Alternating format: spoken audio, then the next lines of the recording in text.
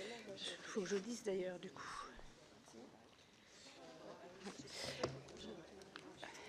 Donc, merci. Bonjour Colombe. Salut. Bah, tiens, voilà, il y a de la place. Va te mettre à côté de Mathilde, Marie-Pierre, voilà. Voilà. Bon, si tu veux, voilà, c'est... Allez-y.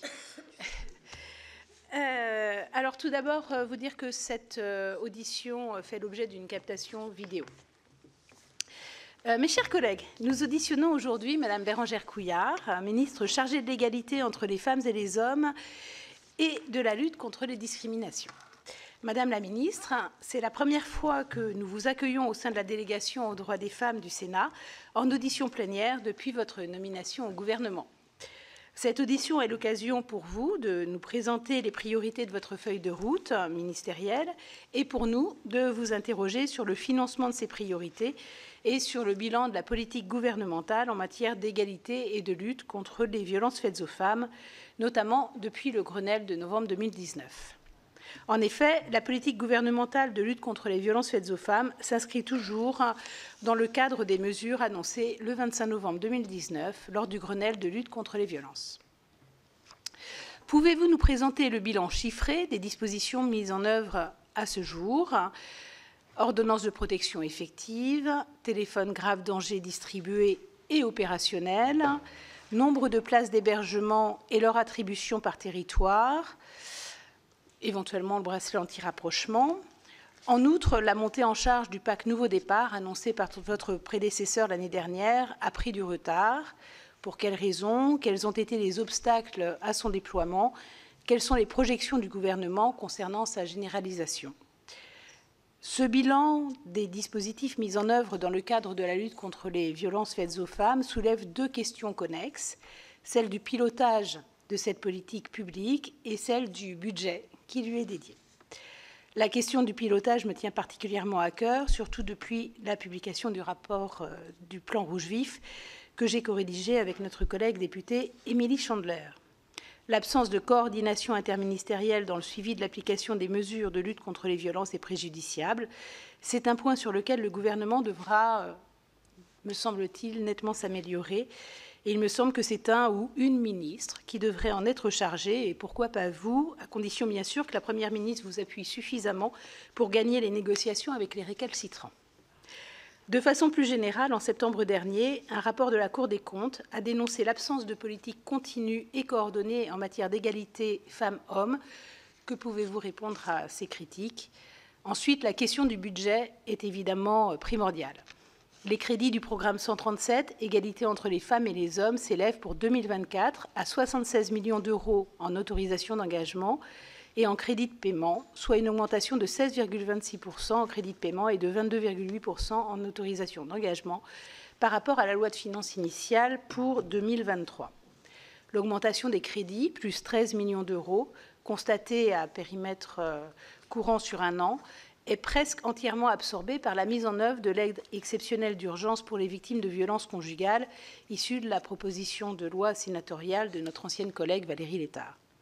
Toutefois, comme l'ont souligné nos collègues rapporteurs spéciaux de la Commission des finances, Éric Bocquet et Arnaud Bazin, à périmètre constant, les dépenses en faveur de l'égalité entre les femmes et les hommes n'augmenteraient que de 0,9 millions d'euros en autorisation d'engagement et connaîtraient même une diminution de 2,4 millions d'euros en crédit de paiement entre 2023 et 2024. Nos collègues de la Commission des finances du Sénat ont également estimé qu'il convenait de rester vigilant sur la mise en œuvre de cette aide d'urgence et rappeler que les associations de lutte contre les violences faites aux femmes ont relevé que le montant budgété risquait de n'être pas suffisant pour assurer une appropriation large de cette aide par les victimes. Si elle est universelle, ça n'est pas suffisant, sinon il y a des critères qui peut-être sont dans le décret mais que j'avoue n'avoir pas encore eu. En outre, un certain nombre d'interrogations entourent encore la mise en œuvre de cette aide, notamment s'agissant de la concertation en amont des principaux acteurs concernés par son application, en premier lieu les caisses d'allocation familiale. Plus largement, les associations féministes réclament un véritable plan Marshall dédié au financement de la politique de lutte contre les violences en faveur de l'égalité, estimant qu'aujourd'hui le compte n'y est pas. La Fondation des femmes a sorti un rapport récemment à ce sujet. Je sais qu'on ne peut pas comparer l'Espagne, car au sein des chiffres annoncés dans le plan espagnol, on trouve tous les financements des collectivités également.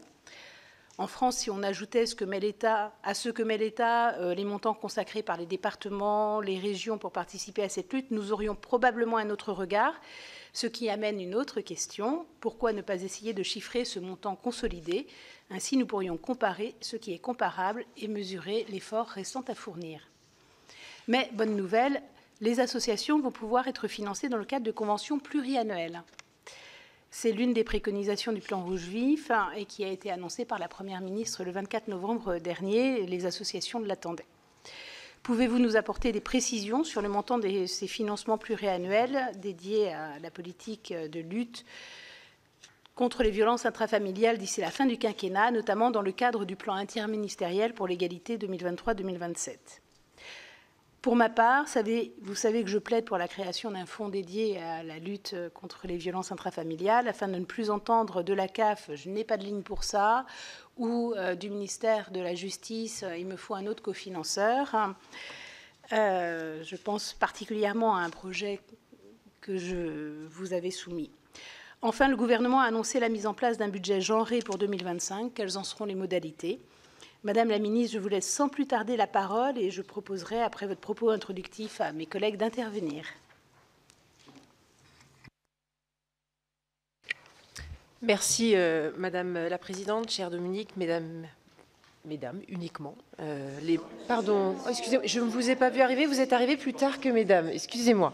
Donc, mesdames et messieurs, membres de la délégation aux droits des femmes du Sénat, je suis déjà heureuse d'être devant vous aujourd'hui. Vous le soulignez, Madame la Présidente, c'est l'occasion pour moi de connaître ma première audition au Sénat en tant que ministre en charge de l'égalité entre les femmes et les hommes et de la lutte contre les discriminations. Je voudrais avant toute chose saluer votre élection, chère Dominique Vérien, en tant que nouvelle présidente de la délégation aux droits des femmes du Sénat, et vous souhaiter bien sûr le meilleur pour ce mandat. Et remercier aussi Annick Billon pour son engagement et l'énergie déployée durant le précédent mandat à la tête de cette délégation. Alors, évidemment, moi j'ai été députée et membre de la délégation aux droits des femmes de l'Assemblée nationale, et donc j'ai un profond respect pour les délégations, quelles qu'elles soient, au Sénat et à l'Assemblée nationale, je tenais à vous le préciser.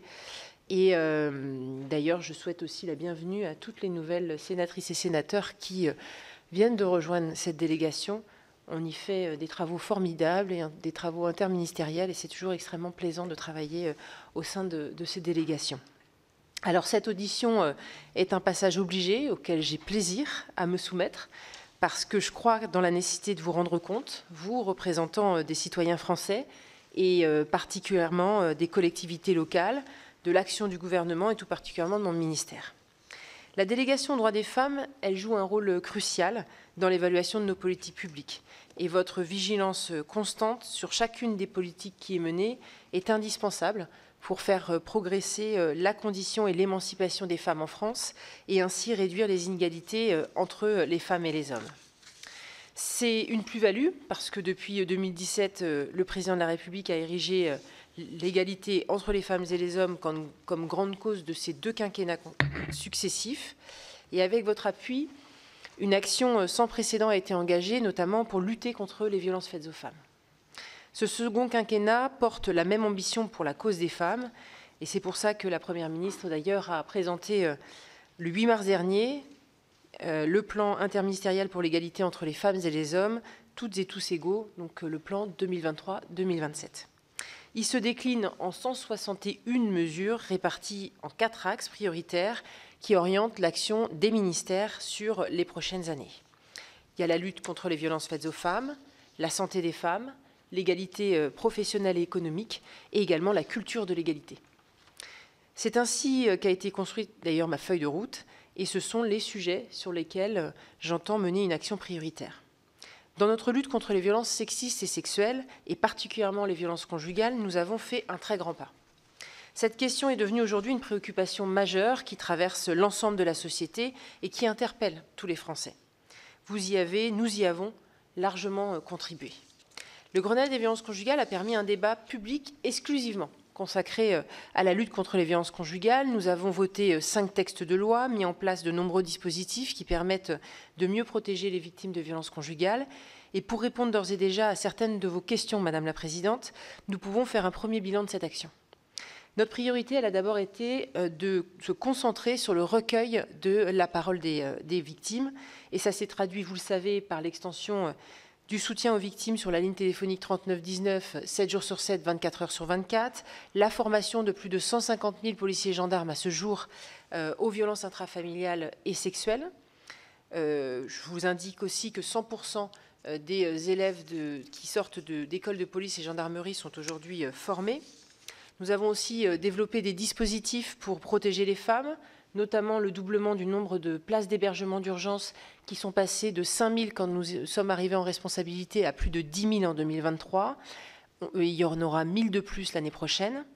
Et nous avons également permis l'attribution de 1 000 bracelets anti-rapprochement et vous indiquez aussi, pour assurer son déploiement encore plus largement, qu'on a une nouvelle génération de bracelets qui arrive cette fin d'année. Parce que on sait que c'est ça qui bloquait, parce qu'ils n'étaient pas réputés pour être extrêmement efficaces. On a également 5 000 téléphones grave danger qui ont été déployés. Je vous rassure aussi, il y a du stock, c'est-à-dire qu'il y a un stock tampon qui permet de répondre aux urgences, donc il n'y a pas de difficulté d'approvisionnement en termes de téléphones grave danger. Et puis également, nous avons délivré 6 000 ordonnances de protection, ça c'était en 2021. Il faudrait que j'ai les éléments de 2022, mais on doit être même sur des chiffres un peu plus élevés. Mais pour vous indiquer que ça représente tout de même une augmentation de 90% depuis que nous avons passé les lois nécessaires pour faire baisser les délais d'attribution. Quand nous sommes arrivés en responsabilité, il fallait plus de 40 jours pour délivrer une ordonnance de protection. La loi nous a permis de passer à 6 jours. Et nous avons d'ailleurs, vous savez, l'intention de passer en 24 heures. Et ça provient de votre travail avec Émilie Chandler, notamment le rapport Rouge Vif. On s'est également aussi attaché à traiter les auteurs. En 2020 et 2021, on a ouvert donc 18 centres en 2020, 12 centres en 2021, ce qui représente 30 centres de prise en charge des auteurs de violences conjugales. Il s'agit en fait d'un accompagnement psychologique, social, c'est-à-dire réinsertion à l'emploi, et puis également un traitement des addictions qui sont souvent rencontrées chez les auteurs. Il faut savoir que dans 50% des féminicides, le conjoint est sous l'emprise de l'alcool. Et d'ailleurs, c'est pas rare non plus que les deux soient sous emprise de l'alcool pendant les faits. Donc l'idée, c'est de traiter les problèmes rencontrés par les auteurs pour éviter la récidive. Parce que la récidive est bien trop importante encore dans notre pays, 40% de récidive en moyenne. Et donc, il nous faut absolument réduire cette récidive, parce que même si l'auteur ne réitère pas avec la même, il réitérera avec une autre. Et donc, évidemment, sinon, c'est sans fin. Donc, aujourd'hui, ce qu'il faut savoir sur ces auteurs qui ont été accompagnés, il faut savoir qu'ils étaient 14 000 l'année dernière, c'est important. 90% de ces auteurs viennent sous décision de justice et seulement 10% viennent sur la base du volontariat. Donc, ce que je souhaiterais, c'est développer le volontariat pour faire en sorte de prendre le mal à la racine et de traiter beaucoup plus rapidement les auteurs de violences conjugales, parce que bien sûr, il y a des pervers narcissiques, mais il y a aussi des hommes qui ont besoin de se faire accompagner, mais qui ne savent pas vers qui se tourner. Et donc, de faire connaître ces centres de prise en charge pour auteurs, ça peut les aider, en tous les cas, à créer un déclic chez eux et à simplement demander de l'aide. Je pense que c'est important aussi de vous donner quelques chiffres sur la réponse pénale qui a été donnée. Il faut savoir qu'en 2022, ce sont 49 616 condamnations qui ont été prononcées. En 2017, il y en avait seulement 22 206. Donc on a plus que doublé le nombre de condamnations. Et 39 641 auteurs ont été éloignés en 2022, contre seulement 11 300 en 2017. Malgré le bilan que je vous fais sur les dispositifs que nous avons déployés, les dispositifs principaux, parce qu'évidemment, vous savez, ils sont beaucoup plus nombreux que cela. Moi, je crois que, et c'est ce que je dis depuis que je suis arrivée en responsabilité à ce ministère, c'est qu'il faut avoir l'humilité de dire que nous ne sommes pas satisfaits des résultats. Et c'est bien pour ça, d'ailleurs, que nous allons continuer à agir. Les féminicides ne baissent pas ou pas assez pour être mentionnés. Et donc, ça nous oblige à continuer à déployer des dispositifs. Vous avez évoqué, Madame la Présidente, le sujet de l'Espagne, parce que c'est un pays pionnier que nous regardons avec évidemment beaucoup d'intérêt. L'Espagne, il a fallu 7 ans pour connaître les chiffres qui décroît en termes de féminicide. Alors évidemment, l'objectif, c'est pas d'attendre 7 ans, c'est bien d'avancer plus vite, mais c'est aussi pour dire que, en fait, il ne suffit pas de déployer des dispositifs pour qu'ils fonctionnent dans l'immédiateté, et donc il faut aussi s'assurer de leur déploiement, de leur bon fonctionnement, et donc c'est aussi ma mission. C'est-à-dire quand j'ai pris cette responsabilité à ce ministère, j'ai souhaité autant évaluer les politiques que nous avons engagées que de déployer les nouvelles politiques sur lesquelles il est indispensable de continuer à agir, parce que nous avons une nécessité de répondre à l'urgence. L'urgence, c'est bien les féminicides dans notre pays. Alors, quand je disais qu'on allait continuer à déployer des dispositifs, on a rapidement évoqué l'ordonnance de protection. Donc, on va passer à un délai de 24 heures pour des ordonnances urgentes, ordonnances de protection urgentes. Donc ça, c'est une proposition du plan Rouge Vif. Ça montre aussi qu'il y a évidemment un travail nourri des parlementaires, au Sénat bien sûr, et à l'Assemblée nationale, et ce qui permet donc de pouvoir avoir des propositions qui puissent être prises. Et donc ça, ce sera très prochainement que nous allons voter cette proposition de loi qui passera, je crois, d'abord à l'Assemblée nationale, puis au Sénat. Il y a également la création des pôles spécialisés dans les violences intrafamiliales dans toutes nos juridictions, qui est une action aussi puissante. Vous savez qu'il est absolument nécessaire qu'il y ait davantage de communication entre le civil et le pénal, parce que je suis persuadée que ça permettra de mieux accompagner les victimes. Et puis, on souhaite faciliter les séparations des victimes des agresseurs. C'est pour ça qu'on déploie le PAC Nouveau Départ et l'aide d'urgence, sur lesquels vous m'avez d'ailleurs interrogé.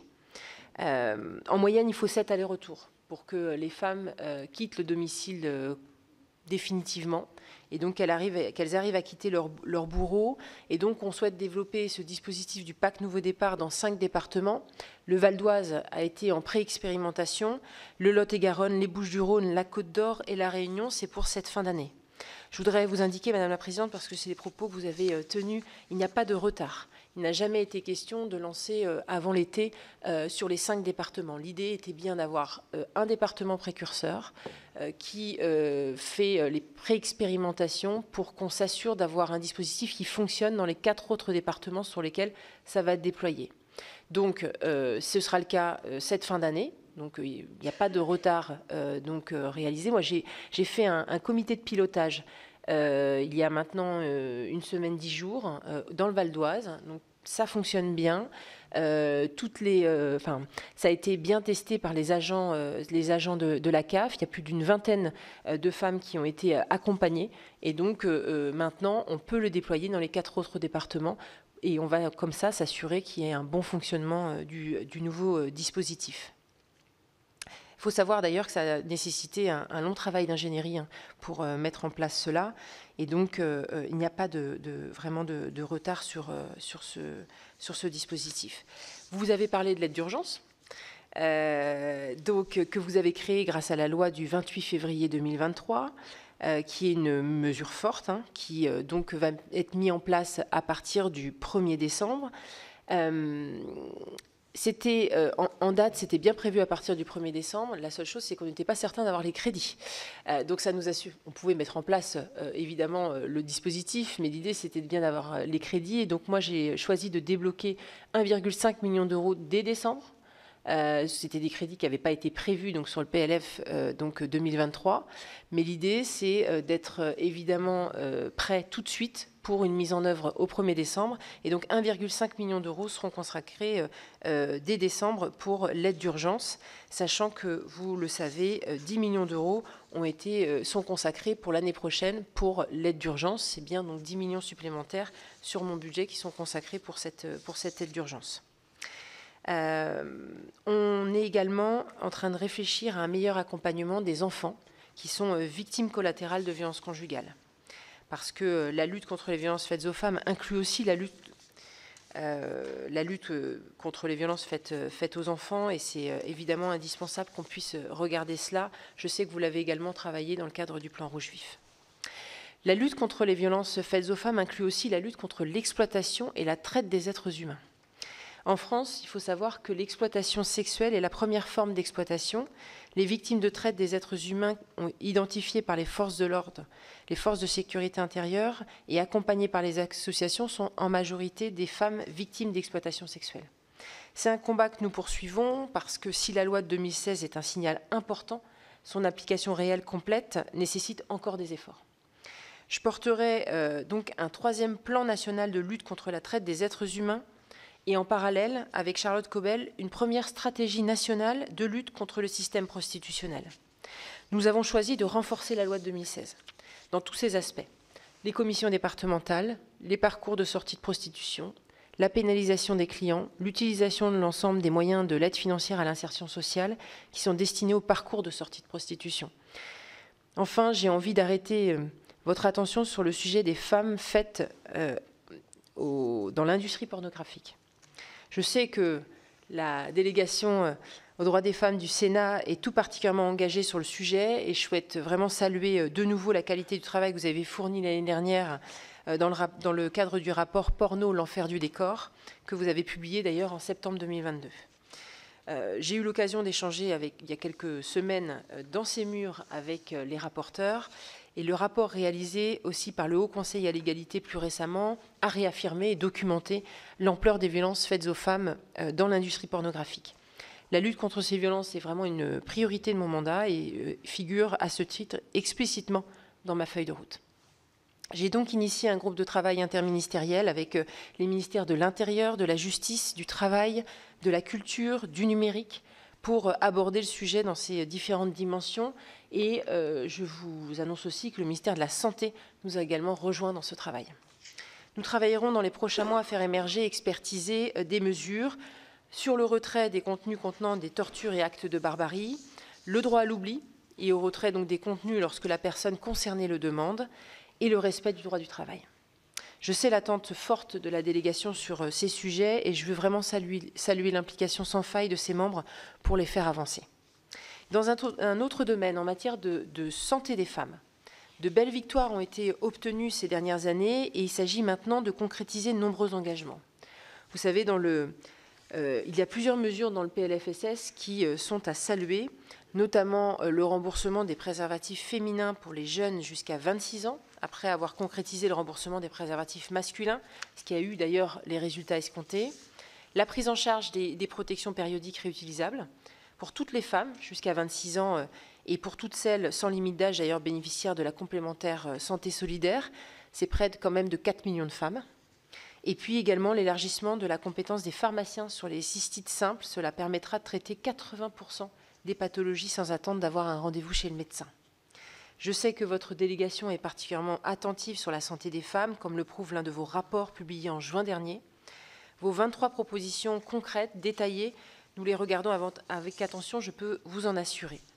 Mais la mesure sur laquelle nous sommes le plus attendus, je crois, c'est celle de la constitutionnalisation de l'IVG.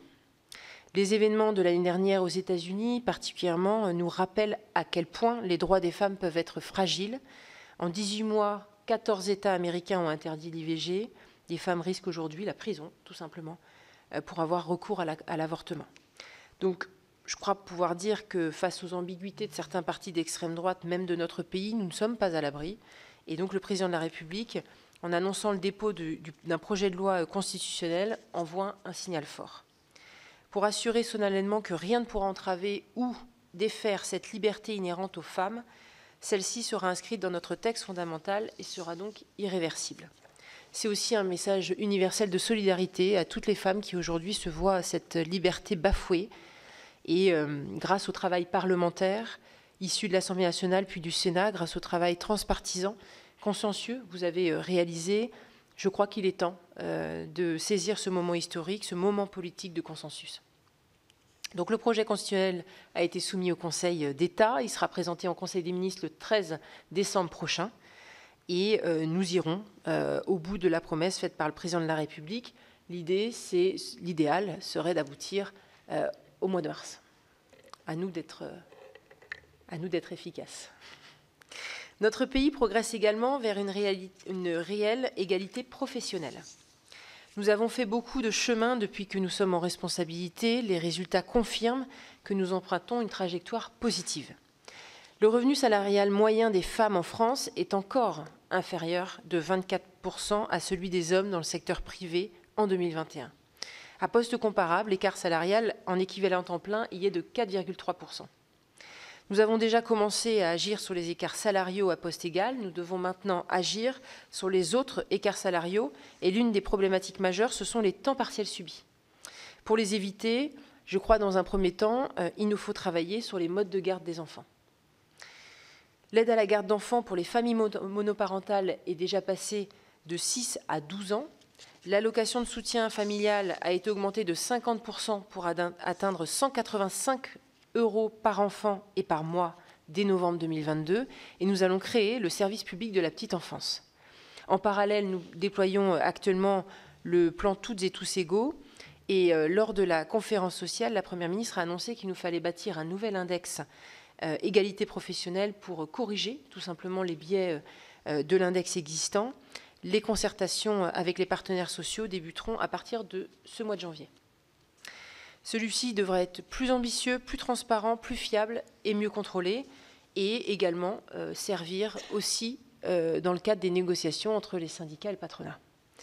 Nous en profiterons pour mettre en œuvre l'égale conditionnalité de la commande publique, parce que je crois que c'est évidemment indispensable pour agir sur l'égalité entre les femmes et les hommes. Et enfin, je suis assez fière de pouvoir vous dire que nous avançons sur la question de la budgétisation intégrant l'égalité. Vous en avez parlé, Madame la Présidente. Je viens de lancer une mission en collaboration avec l'IGF, l'IGAS et le SDFE pour que la mise en œuvre de cette mesure soit effective dès le PLF et PLFSS 2025.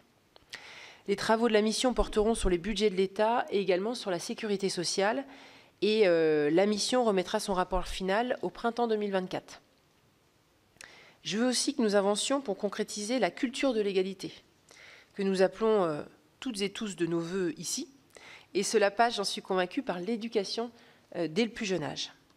Vous le savez, il y a un rapport de l'Inspection générale de l'éducation, du sport et de la recherche qui a été publié en septembre 2022 qui révèle qu'il y a moins de 15% des élèves qui bénéficient des 3 séances d'éducation à la sexualité pendant l'année scolaire. Nous souhaitons agir et c'est pour répondre à ce besoin que le Conseil supérieur des programmes a été saisi le 23 juin dernier pour élaborer justement un nouveau programme. Vous rassurez aussi sur le fait que les associations féministes et LGBT sont totalement intégrées, notamment, et sont consultées régulièrement. À réception donc, de ce nouveau programme, il est prévu en tout cas qu'il y ait un avis du Conseil supérieur des programmes donc, à partir du mois de décembre, donc c'est incessamment sous peu. Nous allons, à réception donc, de ce nouveau programme, former le personnel enseignant, le personnel de l'éducation nationale. Ça nous permettra d'intervenir sur l'ensemble des thématiques qui auront été retenues. Et les associations, bien sûr, auront toujours leur part d'intervention parce qu'elles interviendront sur des sujets qui peuvent être complémentaires aux sujets qui ont déjà été abordés par le corps enseignant. Nous espérons donc que ces nouvelles générations de citoyens auront tous les clés en main pour appréhender le monde avec respect et bienveillance. C'est bien ça l'objectif.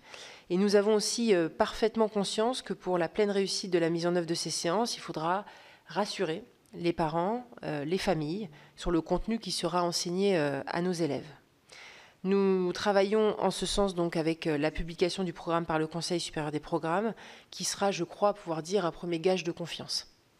Jusque-là, l'application de cette loi n'a pas fonctionné, parce qu'elle était trop aléatoire sur les territoires, que les associations ne sont pas assez nombreuses pour répondre à la demande si tous les établissements faisaient la demande en même temps, et également, nous n'avions pas de contenu uniformisé. Donc notre ambition politique, sur tous les sujets que je viens d'évoquer, elle s'accompagne d'un budget pour 2024. Et ce sera les derniers mots que j'aurai, je crois que c'est sur le sujet du budget. Vous m'avez d'ailleurs interrogé sur cette question du pilotage et du budget.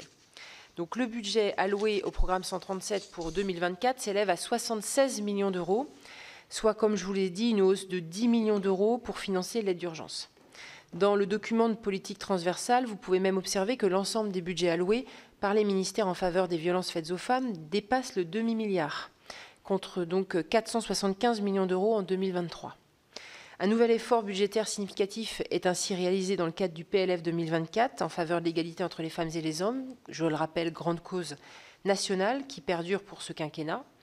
Le comité interministériel à l'égalité entre les femmes et les hommes sous l'autorité de la Première ministre sera réuni, et ça c'était un engagement chaque année pour suivre l'avancement de ce plan, et donc il le sera en début d'année prochaine. Bien sûr, nous ne réussirons pas seuls et il est indispensable que nous ayons ce travail transpartisan. Je crois que c'est primordial de le rappeler et ici, c'est le cas. L'égalité entre les femmes et les hommes doit tous nous concerner, peu importe notre sensibilité politique, et de la composition de cette délégation, évidemment, l'illustration de cela. Moi, je l'ai mesuré à Genève lors de l'audition devant le comité de la Convention CEDAW. La France est leader sur ces sujets. Et toutes les femmes à travers le monde portent leur espoir sur notre capacité à faire avancer encore davantage la cause des femmes. Donc vous pouvez compter sur moi pour en être garante et je suis maintenant prête à répondre à toutes vos questions. Merci.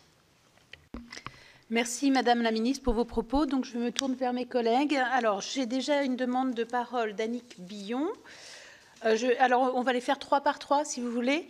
Ensuite Marie-Pierre Monnier.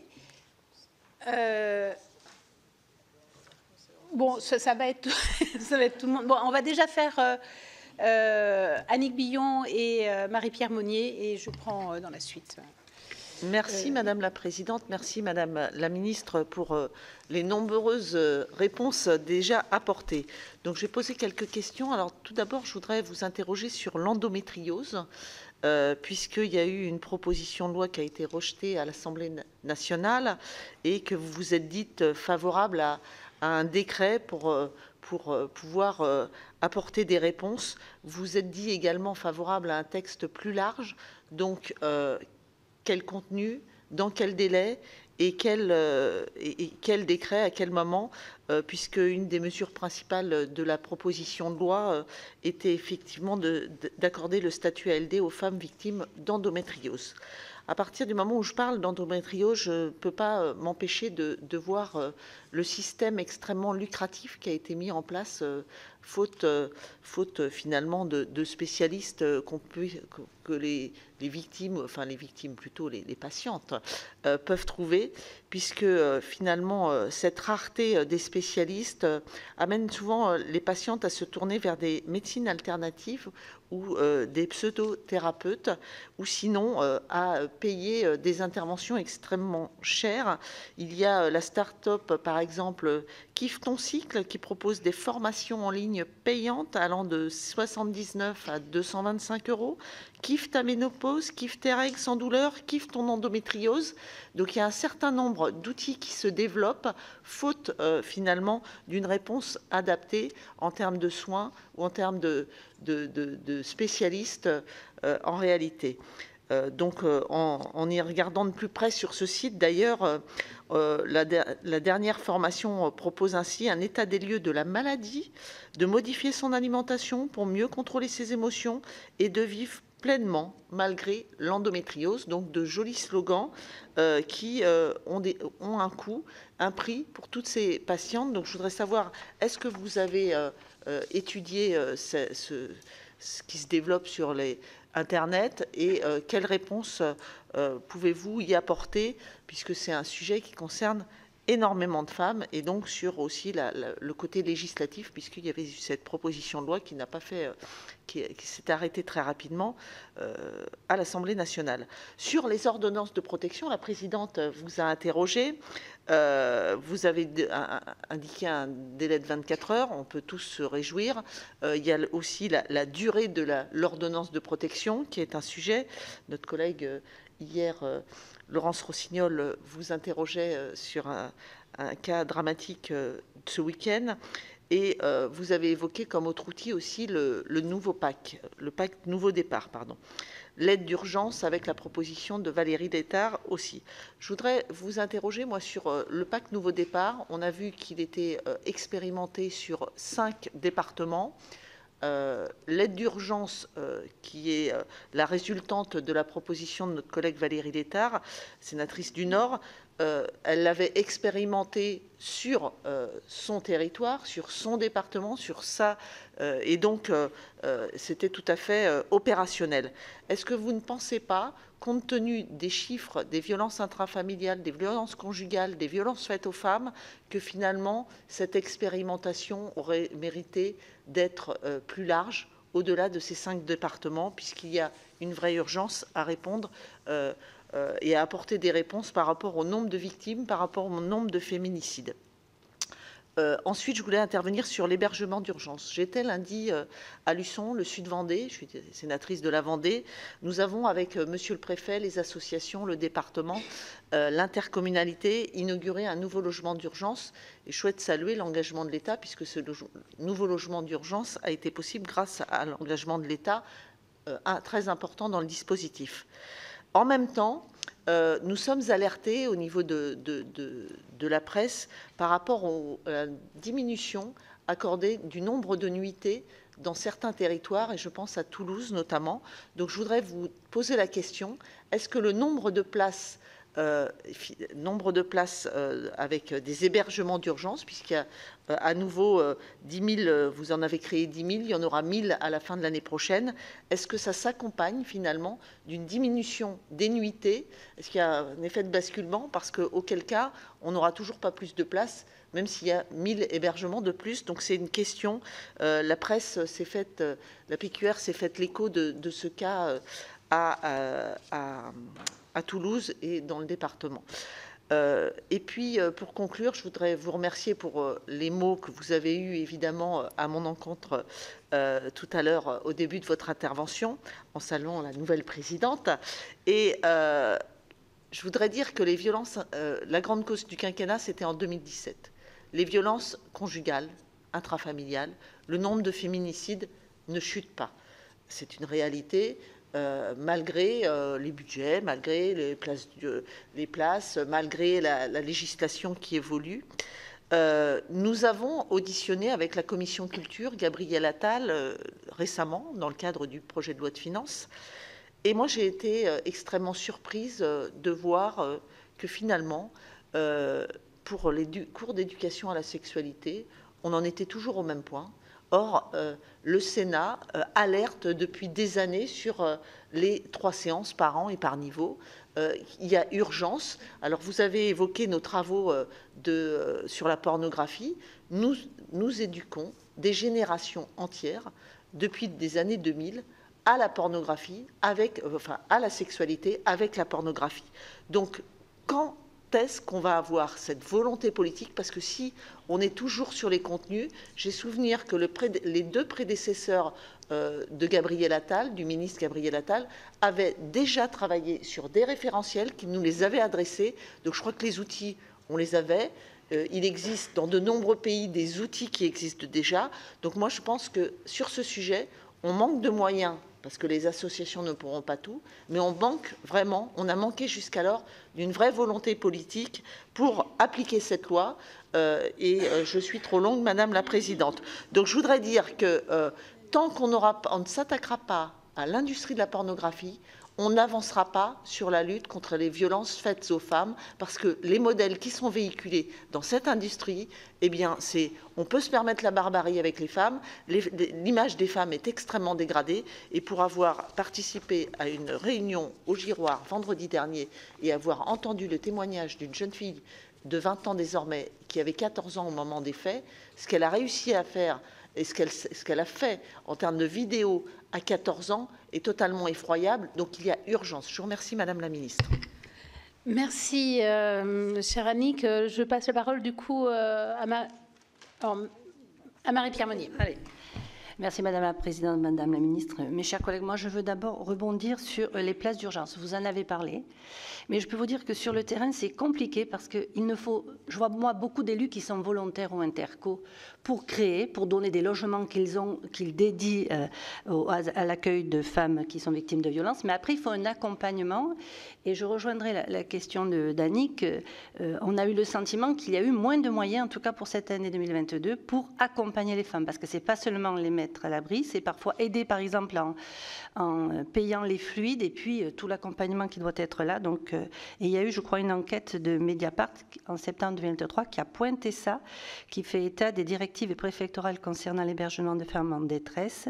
C'est un constat inquiétant parce que les associations qui accompagnent les femmes de victimes de violences seraient contraintes de refuser à certaines d'entre elles une prise en charge et de réduire la voilure du nombre de nuitées hôtelières d'urgence qu'elles accordent dans une logique de gestion de la pénurie des hébergements d'urgence. Donc j'aimerais vraiment votre sentiment, moi aussi, là-dessus.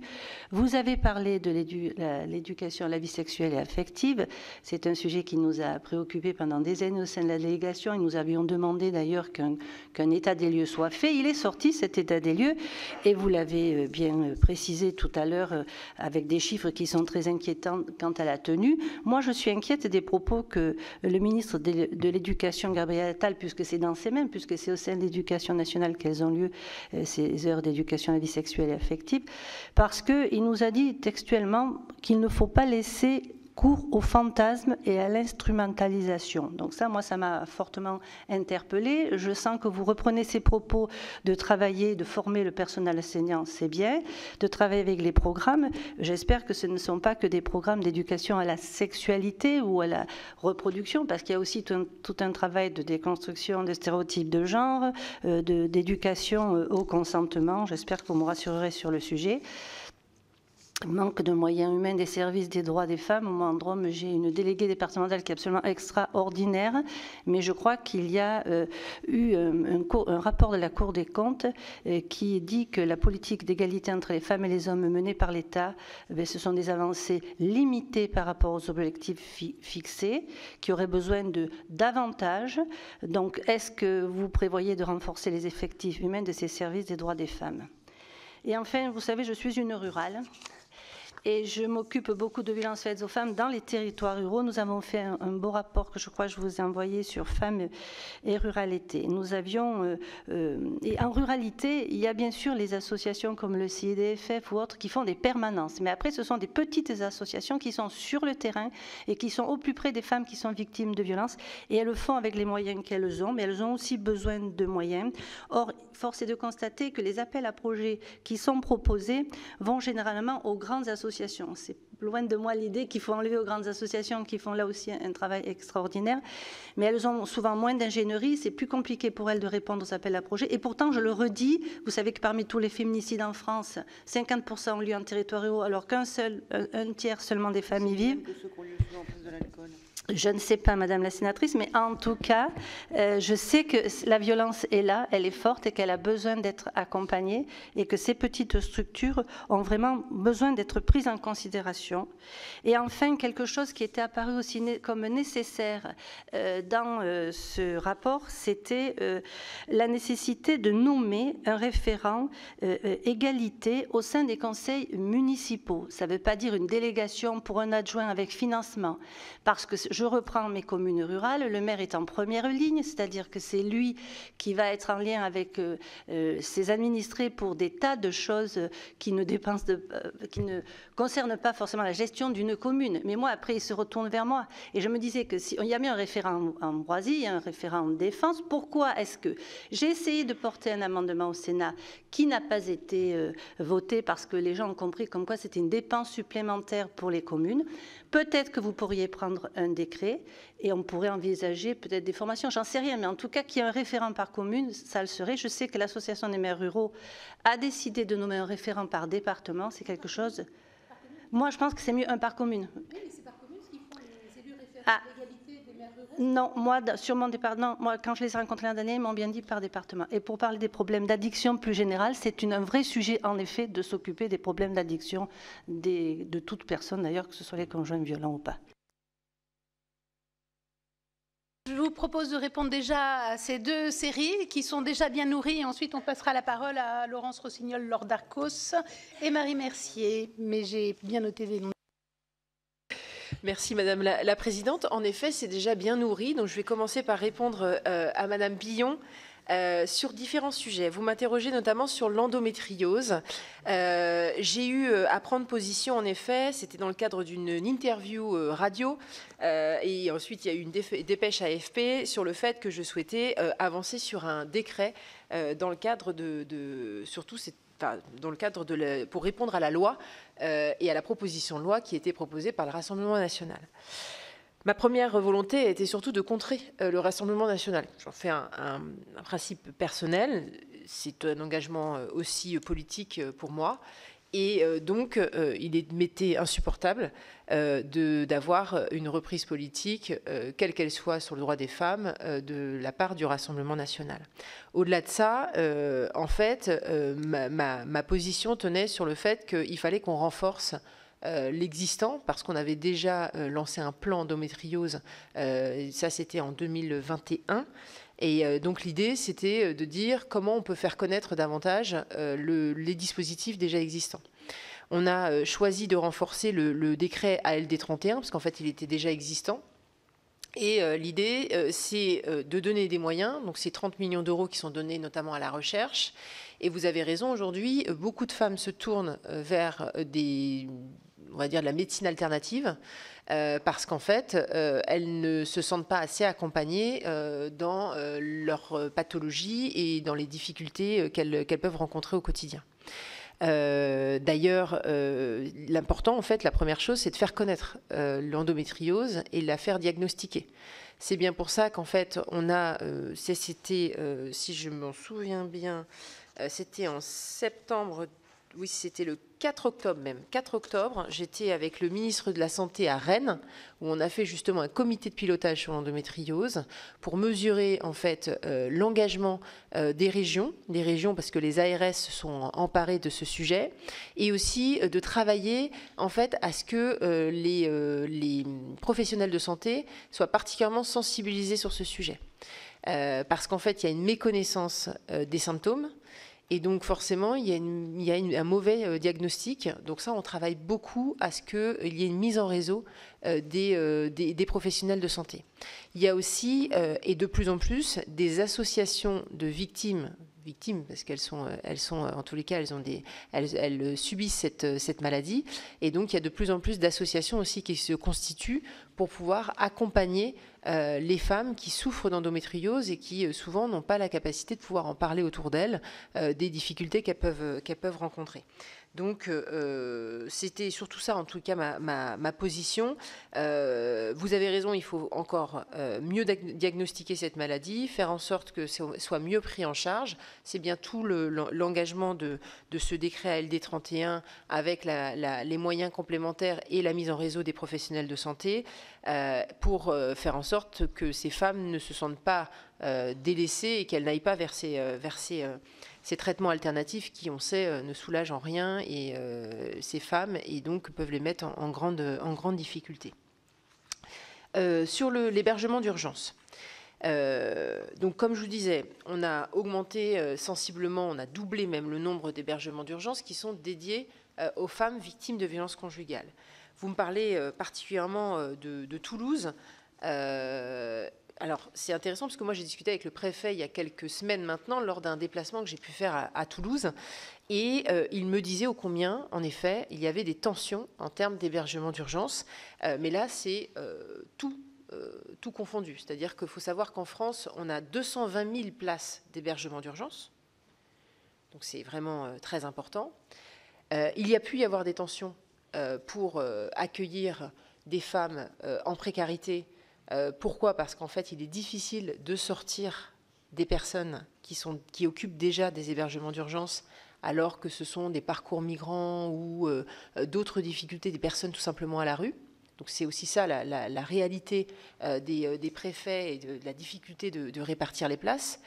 Je tiens quand même à dire que la priorité, elle est donnée aux femmes victimes de violences et victimes aussi de violences prostitutionnelles. Donc toutes les femmes victimes de violences conjugales et victimes de violences prostitutionnelles, elles sont aussi et surtout privilégiées lorsqu'elles font une demande au 515. Donc là-dessus, les tensions qui a pu être présentes, c'était sur un moment où il y avait une très forte pression, notamment sur ce département, mais ce n'est pas une généralité. Les femmes victimes de violences sont vraiment prioritaires dans l'attribution des places d'hébergement d'urgence. Après, plus globalement, et je me permets d'englober le sujet de l'hébergement, voilà, autant que je fasse le lien, mais je reviendrai bien sûr sur les autres questions que vous m'avez formulées. Moi,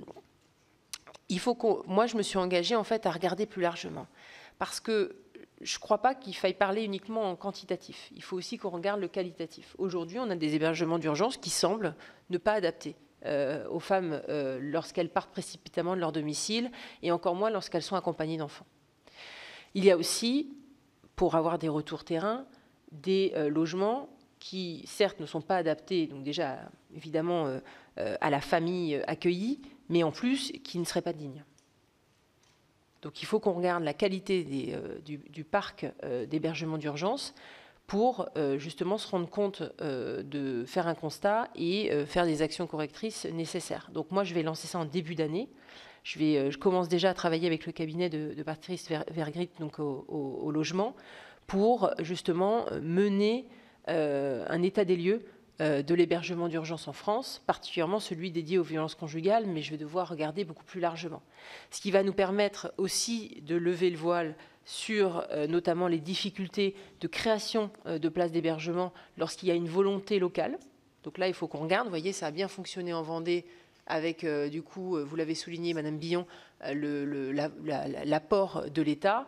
Et j'entends ici, ou même à d'autres moments, des places d'hébergement qui ne se créeraient pas ou difficilement dans d'autres territoires, alors qu'il y a la volonté des maires, des élus locaux, etc. Donc il faut qu'on regarde vraiment comment naissent ces projets. Est-ce à l'initiative uniquement du préfet et du corps préfectoral local? Enfin, il y a beaucoup de choses à regarder, et donc je m'engage à le faire dès ce début d'année.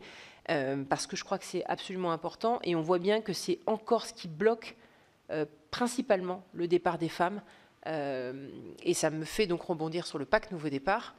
Donc je vous le disais, 7 allers-retours en moyenne.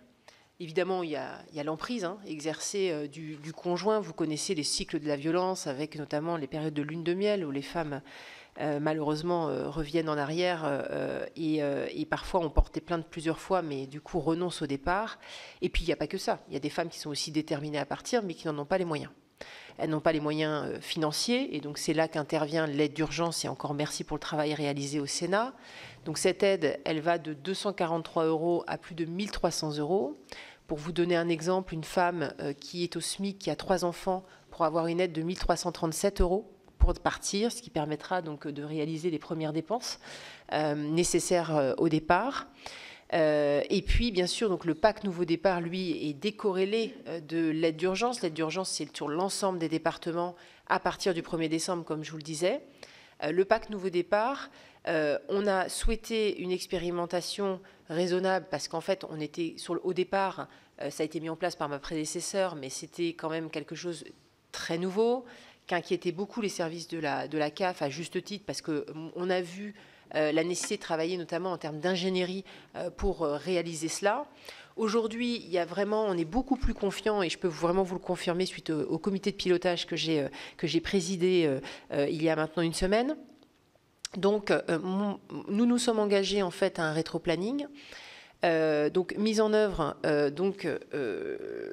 là tout début d'année donc des départements, les 4 autres départements, et on fait un point en avril sur justement les premières expériences de ces départements. Et l'idée que j'ai, c'est que s'il n'y a pas de retour négatif, s'il n'y a pas de modification à faire sur le dispositif, je me permettrai de l'élargir sur d'autres départements au printemps, avant l'été, pour qu'on n'attende pas la généralisation envisagée à fin 2025 pour tout déployer. Et donc, on pourra expérimenter sur d'autres départements, tout en respectant bien sûr l'idée d'aller sur des territoires, sur des départements périurbains, ruraux et également qui sont présents dans les DOM pour qu'on puisse avoir aussi un maillage et donc qu'on ait une expérimentation qui puisse être intéressante à regarder de près. Donc je ne vais pas attendre, en tous les cas, l'idée c'est pas d'attendre la généralisation fin 2025 pour le faire. Je crois avoir répondu. Oui, bien sûr, non, c'était pas ça. C'était sur le PAC Nouveau Départ, l'aide d'urgence. Les ordonnances de protection, vous m'avez, alors non pas interrogé, mais vous avez exprimé la nécessité qu'elles durent plus longtemps. En effet, Madame Rossignol l'a évoqué dans sa question, en question au gouvernement hier. Moi, je pense que c'est quelque chose qu'il faut regarder. Et quand on aura l'occasion de parler de l'ordonnance de protection en 24 heures, vous savez, ça ouvre le champ des possibles en termes d'amendements. Donc, c'est l'occasion aussi de pouvoir avoir un débat parlementaire sur le sujet. Moi, je pense qu'il ne faut pas l'occulter. Donc, c'est l'occasion d'en discuter. Là, on aura le véhicule législatif pour ça.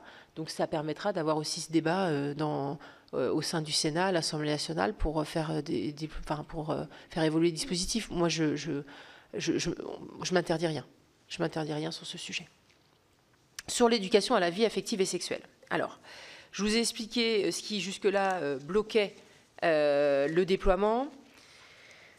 Je tiens vraiment à vous dire, parce que moi, j'entends beaucoup de volonté de toutes les personnes qui se sont exprimées sur ce sujet, mais je tiens quand même à dire que ce n'est pas forcément la volonté de tous les partis politiques et que ça ne va pas être facile.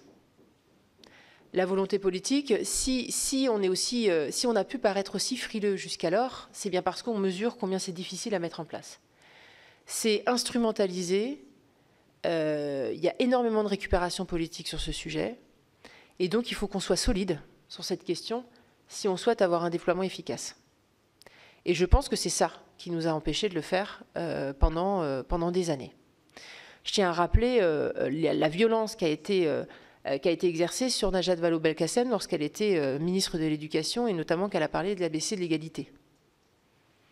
Il y avait des boucles de parents WhatsApp à l'époque, donc WhatsApp existait déjà en 2014, et il y avait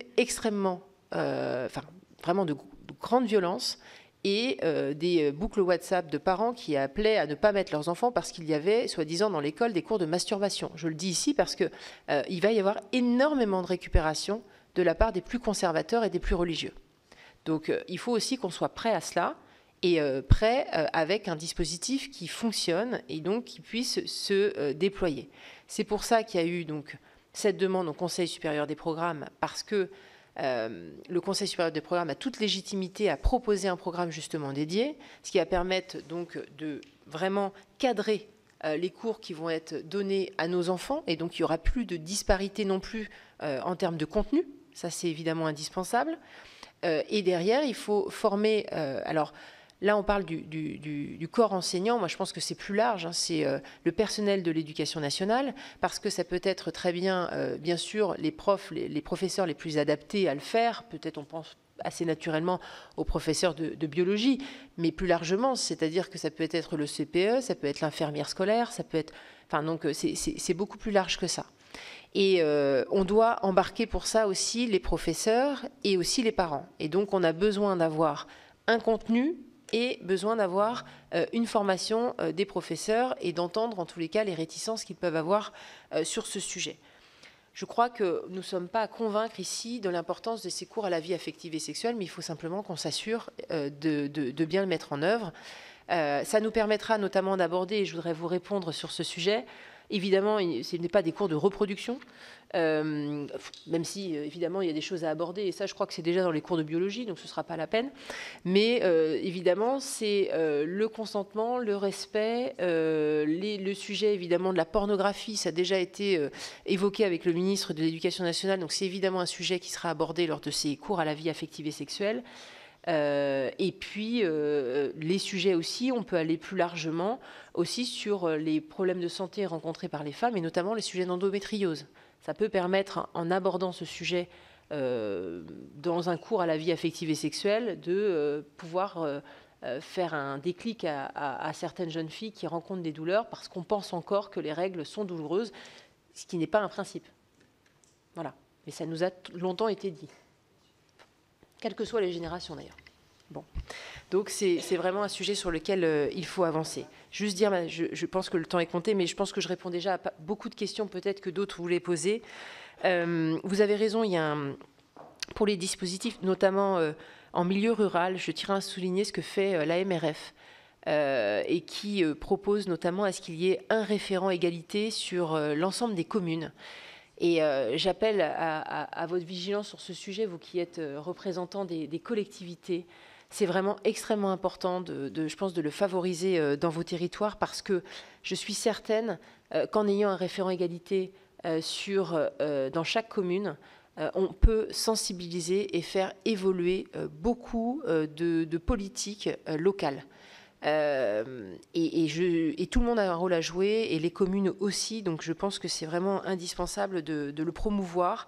Ça marche bien dans certains territoires, notamment dans l'Yonne, parce qu'il y a vraiment une volonté politique, et la MRF est extrêmement active, et moins dans d'autres départements. Ça tend à s'étendre, et d'ailleurs on accompagne également, l'État accompagne financièrement cette initiative, notamment sur le budget de ma collègue Dominique Faure aux collectivités.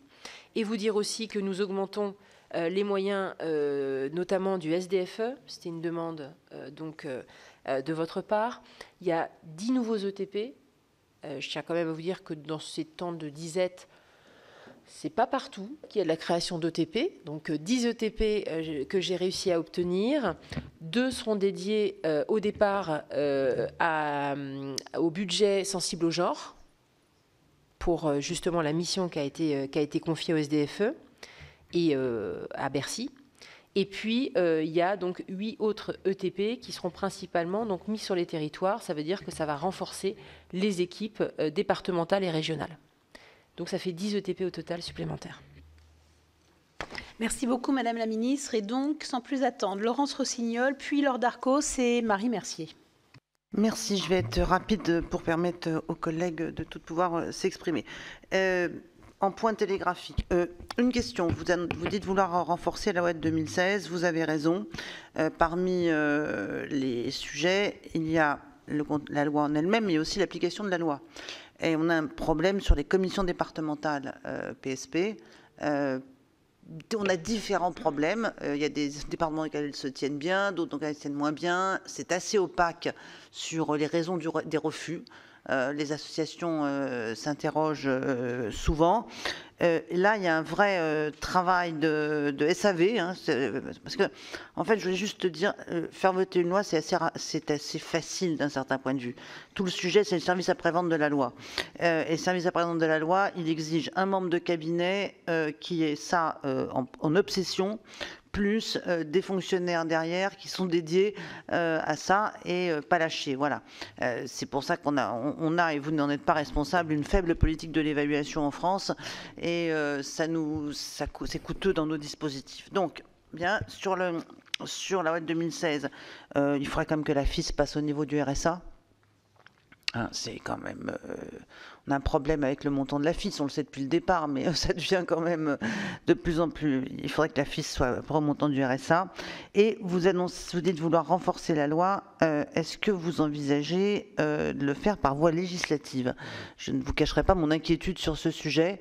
Voilà, très bien. Voilà. La ministre a répondu non, donc c'est fait. Voilà, il ne faut pas y aller. Ok, ça c'est la première remarque. Donc vous avez répondu à ma question. Toujours dans l'application de la loi, les ordonnances de protection, il y a des départements entiers dans lesquels il n'y a pas d'ordonnance de protection. Je ne suis pas... Oui, je vois de vos collaboratrices qui feront ces sourcils. Ouais. Je crois qu'il y a des petits sujets dans les Pyrénées-Atlantiques aussi, sur deux ressorts judiciaires. Je ne crois pas que dans ces départements, il n'y ait pas de femmes victimes de violences et d'hommes à qui on pourrait infliger une ordonnance de protection. Donc, on n'a pas fini le travail sur la justice. Logement, j'attire votre attention sur le fait que les les politiques dédiées à l'égalité femmes-hommes, aux droits des femmes, ne peuvent pas compenser l'ensemble des dysfonctionnements ou des régressions des autres politiques. Sur le logement, je suis très inquiète du fait de la baisse des constructions de logements sociaux et du prévisionnel. Ça impacte forcément la capacité des femmes à trouver des logements. Une femme bien sûr, il y a le pacte nouveau départ, mais si elles n'ont pas accès à un logement social, voilà. Bon, tout le monde comprend ce que je veux dire. Porno. On ne s'en sortira pas à essayer de réguler le porno. J'en ai maintenant l'absolue conviction. Elle s'est forgée au cours de ces 2 dernières années, et surtout pour entendre ce que racontent, ce que décrivent et restituent des médecins dans les services de pédopsie qui sont maintenant se mettent en réseau parce que un de leurs sujets majeurs, c'est des jeunes filles prostituées mineures. Il y a toujours une violence sexuelle commise précédemment, enfin subie précédemment, et deuxièmement, elles sont totalement influencées, colonisées par le porno. Et quand même, on a un sujet assez nouveau sur les violences sexuelles sur mineurs, c'est la part des auteurs mineurs. Voilà. Je crois maintenant, je ne suis pas totalement certaine de mon chiffre, mais je crois que c'est la moitié des violences sexuelles subies par mineurs sont commises par des mineurs. Et là, on a de façon absolument certaine du porno. Et honnêtement, la loi Sren, ça consiste à nettoyer les écuries d'Augias avec des lingettes. Voilà, on n'y est pas. Et après, je sais le temps qu'il faut pour revenir sur un dispositif législatif. Il faut fermer. Voilà, je crois que notre société devrait pouvoir dire tranquillement que l'éducation à la sexualité par le porno n'est pas acceptable. Voilà, pas acceptable. Il faut parler fort là-dessus parce qu'on sait qu'on a en face de nous des groupes d'influence extrêmement forts. Dernier sujet, un mot sur la question de l'éducation à la vie affective et sexuelle. On l'avait déjà évoqué, Madame la Ministre, et je vois que vous partagez mon point de vue. À un moment donné, il faut sortir d'hypocrisie. Et c'est pas au gouvernement que je m'adresse, c'est aux forces politiques qui sont d'une schizophrénie ou dualité de parole vraiment troublante. On sait très bien que ce qui pose le principal problème au gouvernement sur l'éducation de la vie affective et sexuelle, c'est la crainte du retour de la mobilisation qu'on a connue sur les ABCD de l'égalité. Ce que j'appelle moi, pour ma part, la convergence des luttes, des serre-têtes et des barbus. J'aime bien. Convergence des luttes, des serre-têtes et des barbus. C'est-à-dire, c'est le moment où tous les intégristes, les réactionnaires et les conservateurs se regroupent, comme on a vu se passer en Belgique récemment, mais comme ça s'était passé au moment des ABCD de l'égalité, se regroupent pour bloquer l'éducation à la vie affective et sexuelle. Il faut un consensus politique. C'est-à-dire qu'on ne peut pas avoir d'un côté des gens tout à fait sincères et honnêtes qui interpellent le gouvernement en disant c'est quand, et d'un autre côté leurs voisins politiques qui sont prêts à épouser et accompagner les mouvements d'hostilité. Donc il faut que les dirigeants politiques s'engagent à soutenir le gouvernement sur le programme d'éducation à la vie affective et sexuelle, parce que ces mouvements associatifs et de parents, s'ils n'ont pas de relais politique ou s'ils ont comme seul relais politique le Rassemblement national, les Zemmour et le Rassemblement national, leur capacité d'influence est très limitée. Ce qui donne la force à ces mouvements, c'est à partir du moment où des dirigeants politiques relayent leurs paroles, épousent leur point de vue et leur donnent de la force.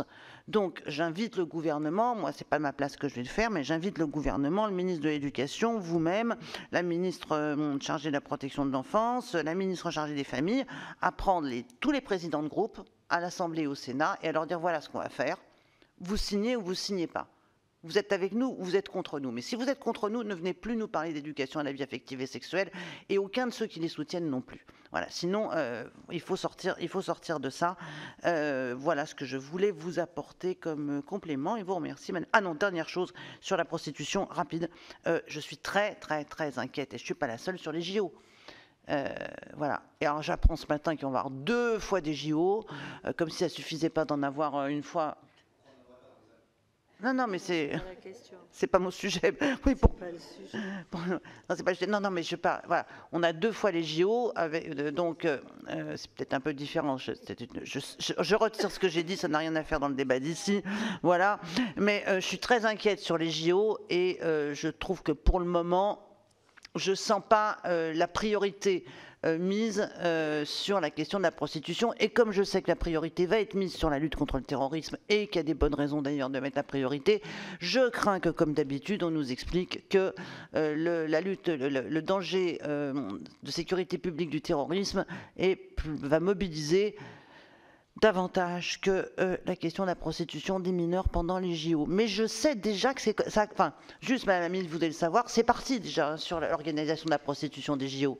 Il y a déjà des offres qui sont faites, il y a déjà un pack JO, vous avez un logement, une jeune et une prostituée avec. C'est parti. Laure Darcos. Merci. Marie Mercier. Merci Madame la Présidente, merci Madame la Ministre pour tout ce que vous avez déjà dit. En parlant des violences conjugales, je voudrais aussi parler des violences économiques dont on ne parle pas souvent. Dans le projet de loi de finances, on a été plusieurs à déposer un amendement, notamment pour que les victimes ne soient pas également responsables des dettes dans les ménages. On m'a demandé de réduire la voilure sur juste le domicile principal, mais il faut parler aussi du patrimoine qu'on peut avoir personnel, ou en tout cas ce qu'on... Hein, oui. Ben, c'est ça, c'est exactement ce que j'allais dire, Florence. Parce que le problème, c'est qu'en plus, on a eu un petit flottement au moment du passage dans l'article 3. Le rapporteur général nous a dit que du coup, on avait voté quelque chose qui ne permettait plus de pouvoir défendre ces amendements. Donc, j'aimerais bien qu'au moment du 49.3, ou en tout cas au moment des discussions, on puisse en effet avoir votre soutien, parce que c'est un sujet majeur, qu'on puisse essayer de faire en sorte que ces victimes... Vous voyez pas, Madame la Ministre, de quoi je veux parler? Non, justement, je voulais vous dire. Ben, non, mais à ce moment-là, on pourra vous envoyer nos amendements, en fait, hein, parce que du coup, ça a été un peu cafouilleux et ça devait passer en deuxième délibération à la fin de la première partie. Ça s'est passé hier soir, je ne pense pas que ça ait lieu. Enfin, vous voyez. Voilà, donc, mais vous comprenez le principe, c'est qu'en effet, bien évidemment, que les victimes ne soient pas en plus responsables d'ex qui se mettent en insolvabilité et qui font porter sur elles le poids des dettes. Et on sait très bien que les services fiscaux ne regardent absolument pas ce qui se passe au pénal ou au civil, et que du coup, elles ont double peine. De la même façon, dans mon département, mais je pense que c'est ailleurs, il y a une sorte de facilité des procureurs actuellement quand il y a des problèmes de garde et d'obligation d'aller encore chez le père, chez le mari violent, d'avoir des gardes d'enfants.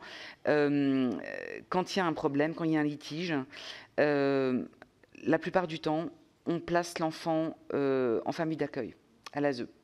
Moi, je vois, parce que j'ai un vrai problème à l'ASE qui déborde bien évidemment ce sujet, mais ça en fait partie.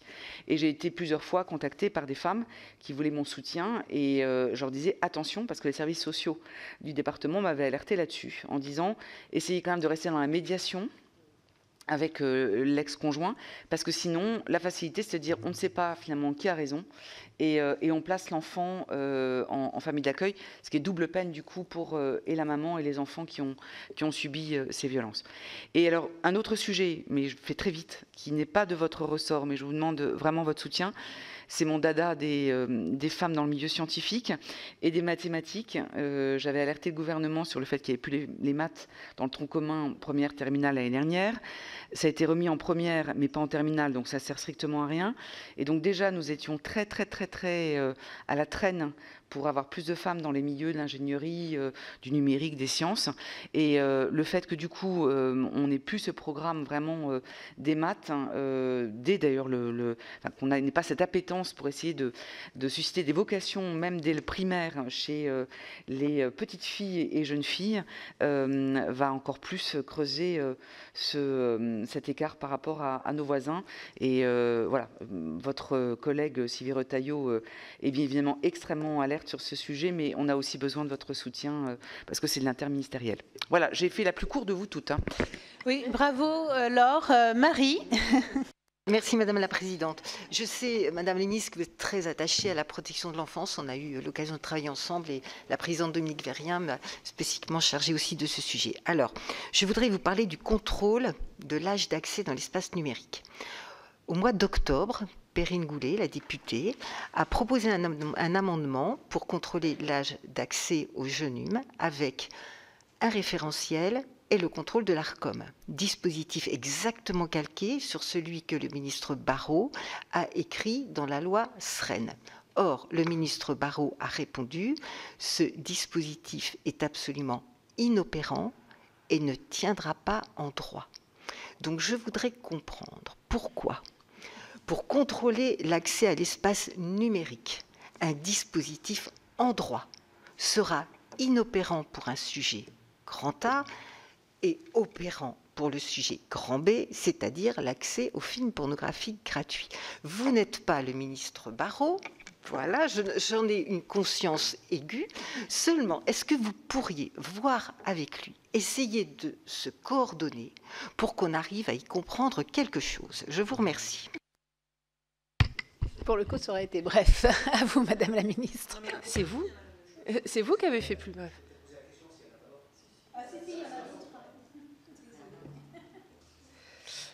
Alors,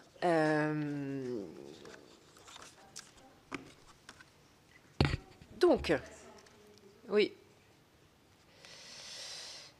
Alors, vous m'avez interrogé notamment, et je vais tout de suite répondre sur le sujet de la vie affective et sexuelle. Je pense que j'ai été claire sur la volonté de trouver un consensus avec les partis politiques raisonnables. Ceux qui ne créeront pas, en tous les cas, de polémique sur cette question. Et je pense en effet plus largement, c'est qu'il ne suffit pas de dire on va mettre en place cela et va se mettre en place, dans ces cas-là, malheureusement, une récupération. Et je pense qu'il faut travailler cela avant, parce que sinon, c'est un petit peu comme beaucoup de sujets. Il y a ceux qui sont persuadés du bien fondé de la mise en œuvre des cours à la vie affective et sexuelle. Il y a ceux qui sont farouchement opposés. Et puis, il y a ce ventre mou qui se dit « ouais, peut-être pas la priorité, il y a tellement mieux à faire, et puis en même temps, j'ai des doutes, j'entends les arguments des uns, les arguments des autres, etc. » Et je crois que c'est ce ventre mou-là qu'il faut convaincre. Parce qu'en fait, tout le monde n'est pas très renseigné sur la question. Tout le monde ne mesure pas non plus l'urgence qu'il y a à agir sur cette question. Donc évidemment, moi, je vous invite dans vos groupes politiques à sensibiliser, en tous les cas, autour de vous sur cette question, parce que, en effet, j'ai des craintes sur des partis tout à fait, de gouvernement, hein, et qui pourraient être opposés à cela. Et donc vraiment, je pense que largement, il faut qu'on arrive à convaincre, parce que c'est pas si simple. C'est pas si simple que ça. Mais oui, il faudra en tous les cas réunir probablement les représentants des groupes politiques, des partis politiques pour en discuter, parce que si on veut éviter en tous les cas que ça s'embrasse sur cette question. Concernant la pornographie, qui est justement quelque chose qu'il faut contrer avec les cours à la vie affective et sexuelle, beaucoup de violences sexuelles dans les contenus pornographiques, c'est bien les conclusions des travaux qui ont été réalisés par le Sénat et le Haut Conseil à l'égalité. C'est bien pour ça que je mène aussi ce groupe de travail. Je comprends le fait que vous puissiez dire que ça ne sera pas réalisable, non pas que je l'accepte, mais je le comprends parce que la tâche est difficile. Elle est difficile parce que nous avons quand même des personnes qui sont clairement opposées au fait de réguler, parce que ça les arrange bien, et que on est toujours en difficulté parce que les lois sont toujours plus tard que les dispositifs numériques, et que ça va parfois et très souvent plus vite que nous. Donc moi, je reste quand même plus confiante que vous sur la loi SREN. Je ne la qualifierai pas comme vous le faites. Là, la CMP est prévue donc en février 2024, le temps de regarder évidemment au niveau européen. Ça nous permettra aussi ensuite de regarder d'autres dispositifs, Madame Mercier, parce que l'accès étant bloqué en partie pour les mineurs avec la loi SREN, il faudra regarder l'efficacité de cette loi et pour l'accès des mineurs à Internet. C'était surtout les contenus dégradants que vous souhaitiez éviter qu'ils regardent. Non? Non, je veux une réponse technique. Pourquoi un dispositif J'entends. Alors ça, je vais répondre après. Mais on est bien d'accord que vous souhaitez limiter ou interdire l'accès des mineurs, mais sur des contenus qui sont des contenus qui... sur les sites pornographiques gratuits. Voilà, comme on est d'accord. dans la loi. Oui. Voilà, oui. donc c'est bien le même objectif. On est d'accord.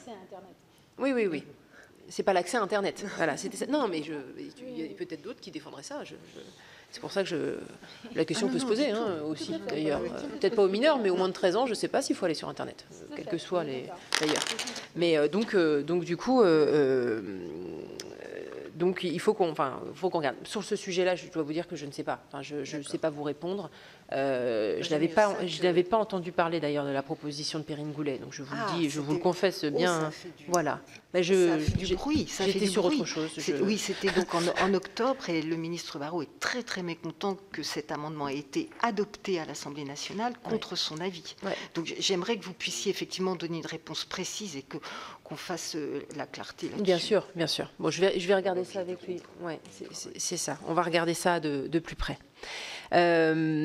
Madame Rossignol, vous m'avez interrogé aussi surtout fait part de vos remarques, notamment sur le sujet de la prostitution. Donc je vous ai répondu non, il n'y aura pas de loi. Je ne crois pas nécessaire de réouvrir ce sujet. Je ne suis pas sûre d'ailleurs que la loi serait votée telle qu'elle. Donc gardons-nous de modifier quelque chose qui nous va bien et qui rappelle la position abolitionniste de la France. C'est indispensable. On va regarder, là, le travail est en cours pour faire en sorte de mieux appliquer la loi.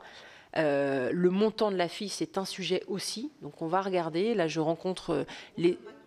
Non, on ne consomme pas tout. Voilà, exactement. Donc ça veut dire que ce n'est pas assez attractif, entre guillemets, ce n'est pas assez attrayant pour pouvoir être utilisé. Donc il faut qu'on regarde comment on peut faire évoluer cela pour justement que l'enveloppe AFIS soit utilisée dans son entièreté.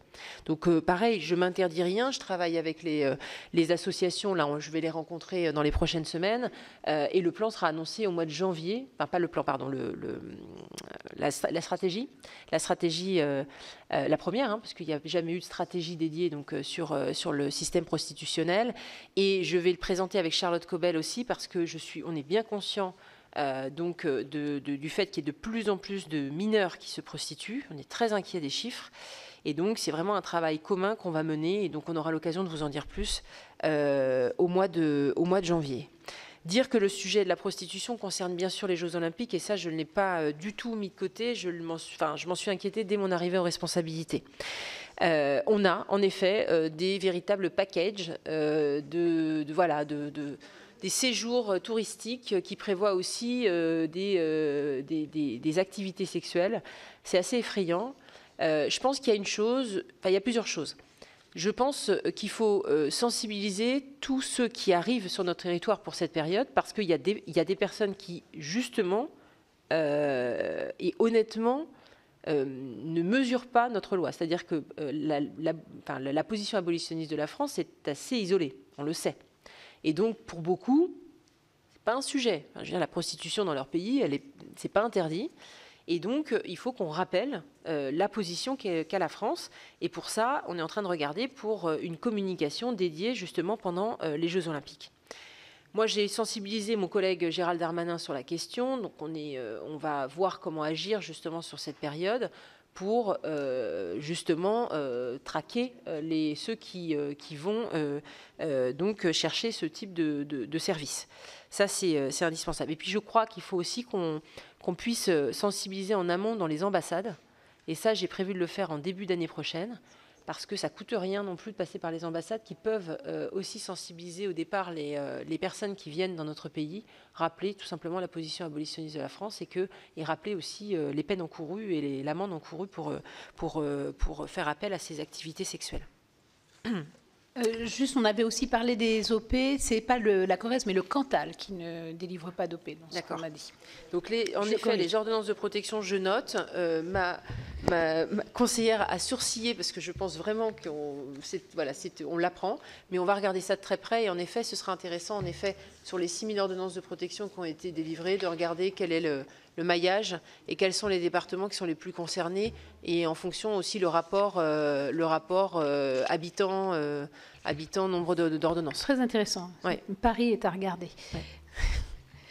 Voilà. Donc, vous avez tout mon soutien sur les mathématiques. J'étais hier à l'introduction d'un événement à HEC, mais j'en fais d'autres, sur la mixité. Ça faisait donc 50 ans que HEC a ouvert ses portes aux femmes. Et en fait, moi, je rappelais lors de cet événement et dans bien d'autres qu'en fait, on n'y est pas. C'est-à-dire que, et je crains qu'on ait encore une génération sacrifiée. C'est-à-dire que les chiffres n'augmentent pas. Alors, réforme, d'accord, hein, elle a fait du mal, on est en train de rectifier, on l'a dit, mais c'est bien en amont. Et même d'ailleurs, sans cette réforme du bac, on avait de toute façon un problème. Donc, c'est vraiment extrêmement compliqué. Mais à bientôt, monsieur le sénateur. Et donc, évidemment, il faut qu'on arrive à améliorer cela. Moi, je pense, in fine, mais je ne sais pas si tout le monde partagera mon avis, mais qu'on devra aller vers les quotas. On a essayé beaucoup de choses. Alors, les quotas ne suffisent pas, parce qu'il faut aussi donner envie. Enfin, je veux dire, à un moment donné, si on ne donne pas la possibilité, en tous les cas, aux écoles de pouvoir remplir ces quotas, mais à un moment donné, on devra obliger d'une manière ou d'une autre. Et ça a fonctionné en politique, ça a fonctionné dans d'autres cadres. Et je crois que ce sera une des solutions, une des pistes pour faire en sorte qu'on ait davantage de femmes dans un certain nombre de filières. Je reste persuadée, mais en tout cas, j'en suis inquiète. Oui, c'est l'école scientifique, bien sûr.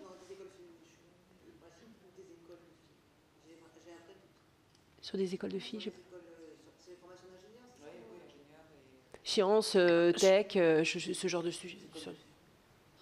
Ça fera partie du débat, puisque de toute façon, c'est un sujet sur lequel nous allons travailler. Ouais. Je voulais finir quand même sur répondre sur le sujet, parce que vous avez été rapide, donc je me dois de vous répondre quand même. Sur le sujet des dettes dans le couple, les sujets de la fiscalité, hein, globalement, c'est un sujet qui est complexe. C'est un sujet qui est complexe parce que les situations sont diverses. Et moi, la question, je l'ai abordée, j'ai vu Thomas Cazenave hier, et on a abordé ce sujet ensemble. C'est difficile d'imaginer des dispositifs uniquement dédiés aux femmes victimes de violences conjugales. Parce que, je le dis, c'est un sujet qui concerne énormément de couples. La mise en insolvabilité du conjoint, de l'ex-conjoint, est,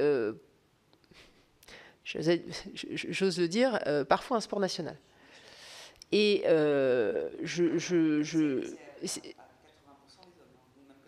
je n'ai pas ces stats, je ne me permettrai pas, mais si vous le dites, je vous crois bien volontiers.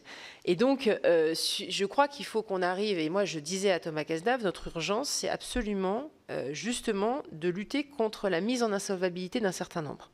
Quand vous avez deux personnes dans un couple qui sont salariées, la dette, elle repose sur les deux, parce qu'ils sont salariés. Donc, on ponctionne sur le salaire du conjoint autant qu'on ponctionne sur le salaire de madame. C'est évidemment injuste pour madame qui n'a pas contracté ses prêts ou fait ses dépenses, mais il y a un partage. C'est quand même différent de celui qui s'organise totalement son insolvabilité lorsqu'il est par exemple artisan et qui fait couler sa boîte, se met en insolvabilité, remonte une boîte, et puis après, s'organise pour que les versements se passent sur un autre compte, peut-être même sur le compte de la nouvelle conjointe, et, ou alors même, du coup, fait un petit peu de blague en attendant pour pouvoir passer cela et surtout bien embêter madame. Donc j'ai bien conscience de la situation, je dis juste que la difficulté, c'est de trouver des solutions à cela. Et donc, moi, je pense que la première des batailles, c'est de lutter contre l'insolvabilité et donc de regarder ce mécanisme du fait d'avoir tant de facilité pour faire couler sa boîte et en remonter une autre.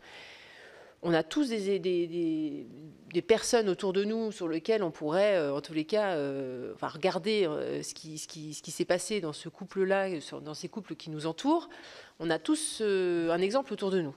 Et donc, je n'ai pas trouvé, je vous dis, cette réflexion, je l'ai, mais pour l'instant, on n'a pas trouvé vraiment quelque chose qui pourrait être extrêmement utile et faciliter la vie de ces femmes. On a quand même agi, c'est-à-dire qu'on a déjà réduit, vous savez, les années. C'est-à-dire qu'il fallait 10 ans, on regardait 10 ans en fait, de situation fiscale, alors que maintenant, on ne regarde plus que 3 ans.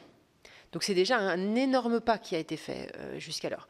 Mais voilà, moi je suis prête à le travailler, à regarder tout ce qui peut être organisé, mais je souhaite aussi vraiment qu'on s'attaque à la mise en insolvabilité d'un certain nombre qui est insupportable et qui est injuste. Et sur le sujet de l'autorité parentale, alors, il y a plusieurs choses. Il y a la PPL déjà Santiago, issue donc, de l'Assemblée nationale, qui va permettre d'avoir une automaticité du retrait de l'autorité parentale, enfin en tout cas de retrait de la garde. Ça, c'est quelque chose d'acté et qui, du coup, ce sera plus simple. C'est quelque chose qu'on n'avait pas réussi à faire dans la loi de 2020. Donc, comme quoi, on avance au fur et à mesure. Il y a le rapprochement du civil du pénal avec les pôles spécialisés qui, on l'espère, va aussi avoir une incidence sur les décisions, notamment sur les gardes d'enfants. Et puis, on est également partagé par la volonté d'un certain nombre d'agir sur davantage de gardes alternés, je vous rappelle quand même. Donc, on a de plus en plus de pères qui s'investissent dans la vie de leur enfant, et c'est bien heureux. Et en même temps, on a ce dilemme avec ces violences exercées sur les femmes et où la garde d'enfants devient à un moment donné le sujet pour se battre entre les anciens conjoints. Donc c'est toute la difficulté, mais en tout cas, sur le sujet des violences, on avance avec notamment cette PPL. Heureusement que tous les couples ne sont pas... Non, mais non, heureusement, Madame la Présidente. Voilà, victimes de violences. Hein. Ceux qui arrivent dans des procédures non consensuelles, c'est ceux dans lesquels justement il y a des violences. La majorité des heureusement, ils font leurs arrangements. Heureusement, pas toujours. On peut aussi ne pas s'entendre sans forcément qu'il y ait initialement de la violence. On peut pas s'entendre pour des raisons financières aussi. Voilà, tout à fait. C'est pas forcément... Il n'y a pas que les violences. Non. Ce sera dorénavant Colombe Brossel, Annie Le Houerou et Marie-Laure Finera-Hort. Merci beaucoup, Madame la Présidente. Merci, Madame la Ministre, et merci pour cet échange. Je voudrais revenir sur les questions d'hébergement et d'hébergement d'urgence. Je vous entendais dire, alors d'abord des choses factuelles, le nombre d'hébergements aujourd'hui en France. Moi, j'avais 223 000 en tête, vous avez dit 220 000, mais je vous propose qu'on ne se batte pas et que je fasse la promo du gouvernement. Je vous entendais dire qu'il y avait des places supplémentaires pour les femmes victimes de violences au projet de loi de finances sur lequel nous sommes en train de débattre et travailler. C'est exact. Et pour autant, la question qui me vient, mais qui nous vient, c'est est-ce que ça répond aux besoins ? Et force est de constater que la réponse est non. Alors, on a les estimations qui ont été faites par la Fondation des femmes sur la question de l'hébergement des femmes victimes de violences. Il manquerait quand même quelques milliers de places par rapport aux besoins estimés par la Fondation des femmes, hypothèse basse. Et puis finalement, le sujet, c'est celui que vous avez évoqué, c'est celui des priorités. Vous aviez cet échange en réponse à la question posée par Annick Billon. Je voudrais reprendre un exemple du territoire que je connais le mieux. Je suis sénatrice de Paris. La question des priorités, elle nous fait faire, et je vais dire nous parce que c'est un nous collectif de la société, elle nous fait faire des choses folles. Aujourd'hui, à Paris, lorsque vous appelez le 115, je ne vous fais pas le laïus sur appeler le 115, l'avoir, tout ça. Hein. Quand vous appelez le 115, les critères de priorité sur de l'hébergement d'urgence, c'est d'être enceinte de plus de 7 mois et d'avoir un bébé de moins de 3 mois. Enfin, remettons-le en version négative, ça veut dire que si vous êtes enceinte de 6 mois et demi, que vous avez un bébé de 3 mois et un jour, vous n'êtes pas considéré comme prioritaire par le 115 pour être hébergé. C'est aujourd'hui la réalité à Paris. La réalité à Paris, c'est que sur les personnes, je redis, qui ont appelé le 115, je prends des chiffres d'octobre 2023, ils ne sont pas encore consolidés pour novembre, c'est 1129 restés à la rue malgré leur appel au 115, c'est 856 personnes en famille, donc 413 enfants. Aujourd'hui, on a sur les trottoirs de Paris des femmes, pardon, ce sont majoritairement des femmes, hein, extrêmement majoritairement, des familles à la rue, dont une énorme proportion de femmes, on va dire ça comme ça, qui sont dans la rue. Aujourd'hui, ce sont des directeurs et des directrices d'école qui ouvrent des salles de classe pour que des gamins scolarisés ne dorment pas dehors devant l'école et vraiment, enfin voilà, sans eux, qu'est-ce qu'on ferait? Ce sont des familles, des parents d'élèves qui se mobilisent, et de nouveau, heureusement que cette mobilisation est là. Ce sont des ouvertures parfois un peu sauvages, je le reconnais bien volontiers, de bâtiments inoccupés, puisque avec la pression des parents d'élèves, des directeurs d'école, le lycée inoccupé, vide. Suzanne Valadon vient enfin d'être ouvert pour accueillir des enfants et des femmes à la rue. Ben, voilà la réalité dans laquelle on est. J'entends tous les chiffres et je n'en disconviens pas.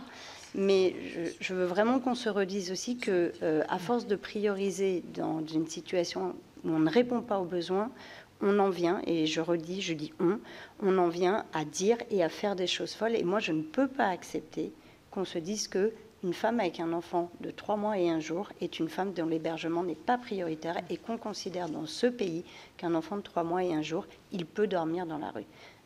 Voilà. Et du coup, interpellation, je pourrais terminer par une question un peu facile, de vous dire que, sortant de cette audition, qu'est-ce que je dis en votre nom, au nom de la France, aux familles qui se mobilisent.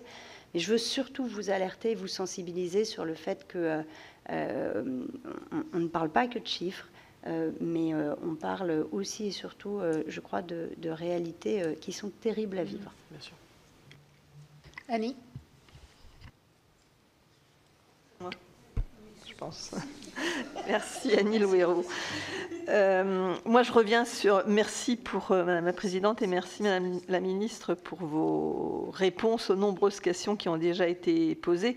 Moi je reviens sur le pilotage et sur les équipes des RDFE et des DDFE. Vous avez dit 10 équivalents temps plein, dont 8 dans les équipes régionales. Il y a 13 régions et 101 départements, donc ça ne fait pas beaucoup de moyens supplémentaires. On sait que ce sont des politiques, on vient de le voir à travers des questions qui ont été posées, qui sont transversales, interministérielles, à travailler avec les collectivités territoriales, et les équipes sont très à la peine en fait pour démultiplier finalement et porter la politique et d'égalité femmes-hommes, mais aussi de violence faite aux femmes dans nos départements. Voilà, sur les ordonnances de protection, donc beaucoup a été déjà dit. Sur le pilotage, je pense aussi, et c'est lié aux ordonnances de protection, il n'y a pas suffisamment de formation transversale. Il y a eu des normes de progrès qui ont été faits, police, gendarmerie, mais en termes de formation, on a besoin de croiser les expériences entre les associations, les professionnels du droit, les policiers, les collectivités territoriales, et ça aussi c'est le rôle des équipes de pilotage qui n'arrivent pas à le faire. Et sur les ordonnances de protection, moi dans mon département, il y a énormément de demandes qui sont faites et qui malheureusement ne sont pas prononcées. Donc ça aussi, je suis dans les Côtes-d'Armor. Donc c'est intéressant de voir quel département les prononce, mais de voir aussi au prorata de la population, mais aussi au prorata des demandes qui sont faites par les femmes. Je ne reviens pas sur la prostitution. Un mot sur les auteurs. Je fais peut-être erreur, mais il me semble que c'est important de se préoccuper des auteurs. Il me semble que l'accompagnement est pris sur le budget droit des femmes. Ce que je trouve moi un petit peu contestable, je pense que c'est plutôt un budget justice, puisque le ministre se targue d'avoir augmenté les budgets. Sur l'accompagnement des auteurs, les auteurs payent, mais aussi les femmes payent pour accompagner les auteurs. Je trouve que c'est une bonne chose d'accompagner les auteurs.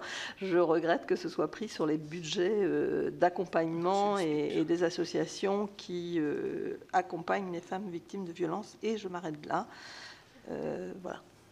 Donc ensuite, c'est Marie-Laure finira à Horte, mais surtout, je précise Olivia Richard aussi, puisque c'est la dernière, donc comme ça, vous avez les 2 dernières questions. À toi, Marie-Laure. Merci, Madame la Présidente. Merci, Madame la Ministre, d'avoir apporté des réponses aux questions posées précédemment. Par contre, moi, je vais vous emmener dans une autre France, la France ultramarine. Donc, je ne sais pas si vous connaissez la Guyane. Si vous ne la connaissez pas, je vous invite à nous rendre visite pour toucher les réalités de ce territoire. Alors, pour relier Cayenne, en partant de la commune amérindienne Camopi, C'est vrai qu'il aurait fallu avoir la carte, mais je pense que par les mots, vous allez comprendre. Il faut pas moins de 48 heures de trajet. Ces conditions rendent très compliquée l'intervention de la déléguée régionale aux droits des femmes et récemment d'ailleurs, elle m'expliquait qu'il lui était impossible d'organiser la prise en charge des femmes victimes de violences dans cette commune enclavée de Guyane. Madame la ministre, que pouvons-nous faire pour éviter la double peine à ces femmes, victimes à la fois de l'éloignement et des coups des hommes ? La Guyane également est très confrontée au phénomène des grossesses précoces ou non désirées, en cause la sous-utilisation des moyens de contraception. Le ministère que vous avez en charge a annoncé il y a quelques mois une mobilisation en faveur de l'égalité entre les femmes et les hommes dans les territoires ultramarins. Il a été notamment question de l'accès des femmes à la santé et de l'adaptation des campagnes de prévention et sensibilisation. Pourtant, une responsable du réseau Périnat Guyane indiquait il y a peu qu'il subsiste des obstacles pour accéder à la contraception. Que comptez-vous faire pour faciliter l'accès à la contraception en Guyane? Je vous remercie. Et Olivia. Merci Madame la Présidente. Madame la Ministre, je suis sénatrice des Français établis hors de France. Ça existe. Nous avons évidemment nos difficultés. Nous avons la particularité de vivre dans des pays de loi étrangère. Comment, dans ces pays, faire respecter une égalité? Comment tenir certains discours? Vous avez dit tout à l'heure que les ambassades seraient priées d'avoir une campagne de communication pour les touristes qui viendraient en France pour les JO. Je suis un peu interpellée. Alors, quel budget, quels moyens? Parce que pour faire cette campagne, très bien. L'AEFE, qui est l'opérateur public en matière d'enseignement français à l'étranger, puisqu'il y a des écoles françaises à l'étranger, est référent AFNOR pour l'égalité hommes-femmes en matière professionnelle. Ils sont également associés à de nombreuses associations pour l'éducation des enfants, et néanmoins on voit par exemple au Maroc, dans certains lycées, récemment le retour d'élèves voilés, qui sont évidemment voilés plus ou moins, et évidemment les portes de l'établissement leur restent ouvertes, encore une fois, c'est un contexte très particulier, mais comment peut-on travailler sur cette question? Travaillez-vous avec le ministère des Affaires étrangères et l'AEFE sur ces questions-là? Et enfin, les violences n'ont pas de frontières, et on a observé, par exemple, de cas de femmes en France dont la police ou la gendarmerie leur a expliqué qu'elles ne pouvaient pas être protégées. Ils leur ont conseillé de partir. Et par exemple, j'ai en tête cette femme qui a dû partir en Irlande pour se mettre à l'abri. Elle travaille aujourd'hui dans une ferme. Bon, comment on peut venir en aide à ces femmes? Être victime de violence à l'étranger, c'est la double peine aussi, parce qu'on est prisonnière dans son foyer. Parfois, on ne parle pas la langue et il suffit de voir son passeport confisqué pour être bloqué. Bien sûr, les postes consulaires sont là aussi pour leur venir en aide, mais quand on a des enfants, on n'a pas le droit de les ramener en France, c'est un enlèvement. Donc, comment on peut travailler sur ces questions? Merci. Alors, merci Madame la Présidente. Alors déjà, vous répondre sur le sujet de l'hébergement. Je suis vraiment très consciente des tensions qu'il y a sur les territoires et particulièrement à Paris. On est confronté à des demandes très fortes, quelles qu'elles soient, quelle que soit leur nature d'ailleurs, quelle que soit la nature de la demande.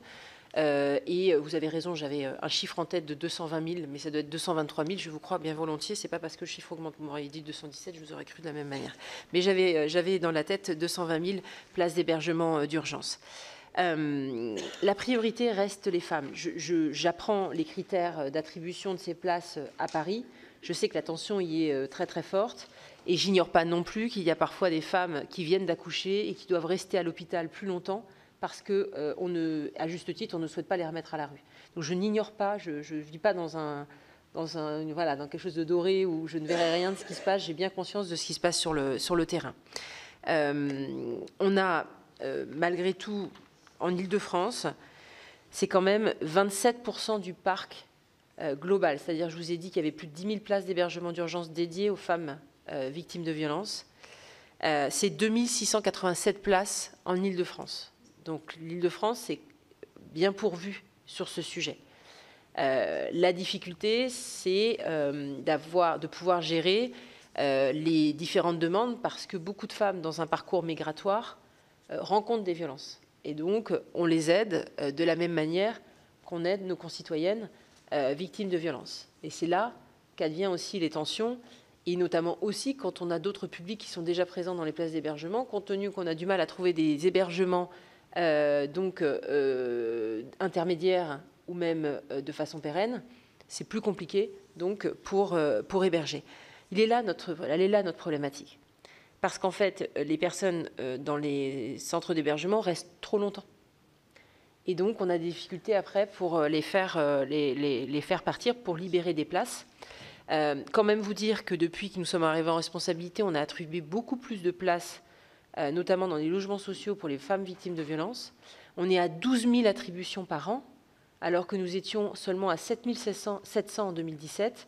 Donc ça montre bien notre volonté de faire en sorte que les femmes puissent trouver un logement intermédiaire ou même un logement pour du plus long terme. Voilà, donc moi, ce point que je vais faire sur les hébergements en début d'année va permettre aussi de regarder, de faire vraiment un constat, et je serai très transparente avec vous sur ce constat. L'idée, ce n'est pas de cacher une réalité qu'on ne voudrait pas voir.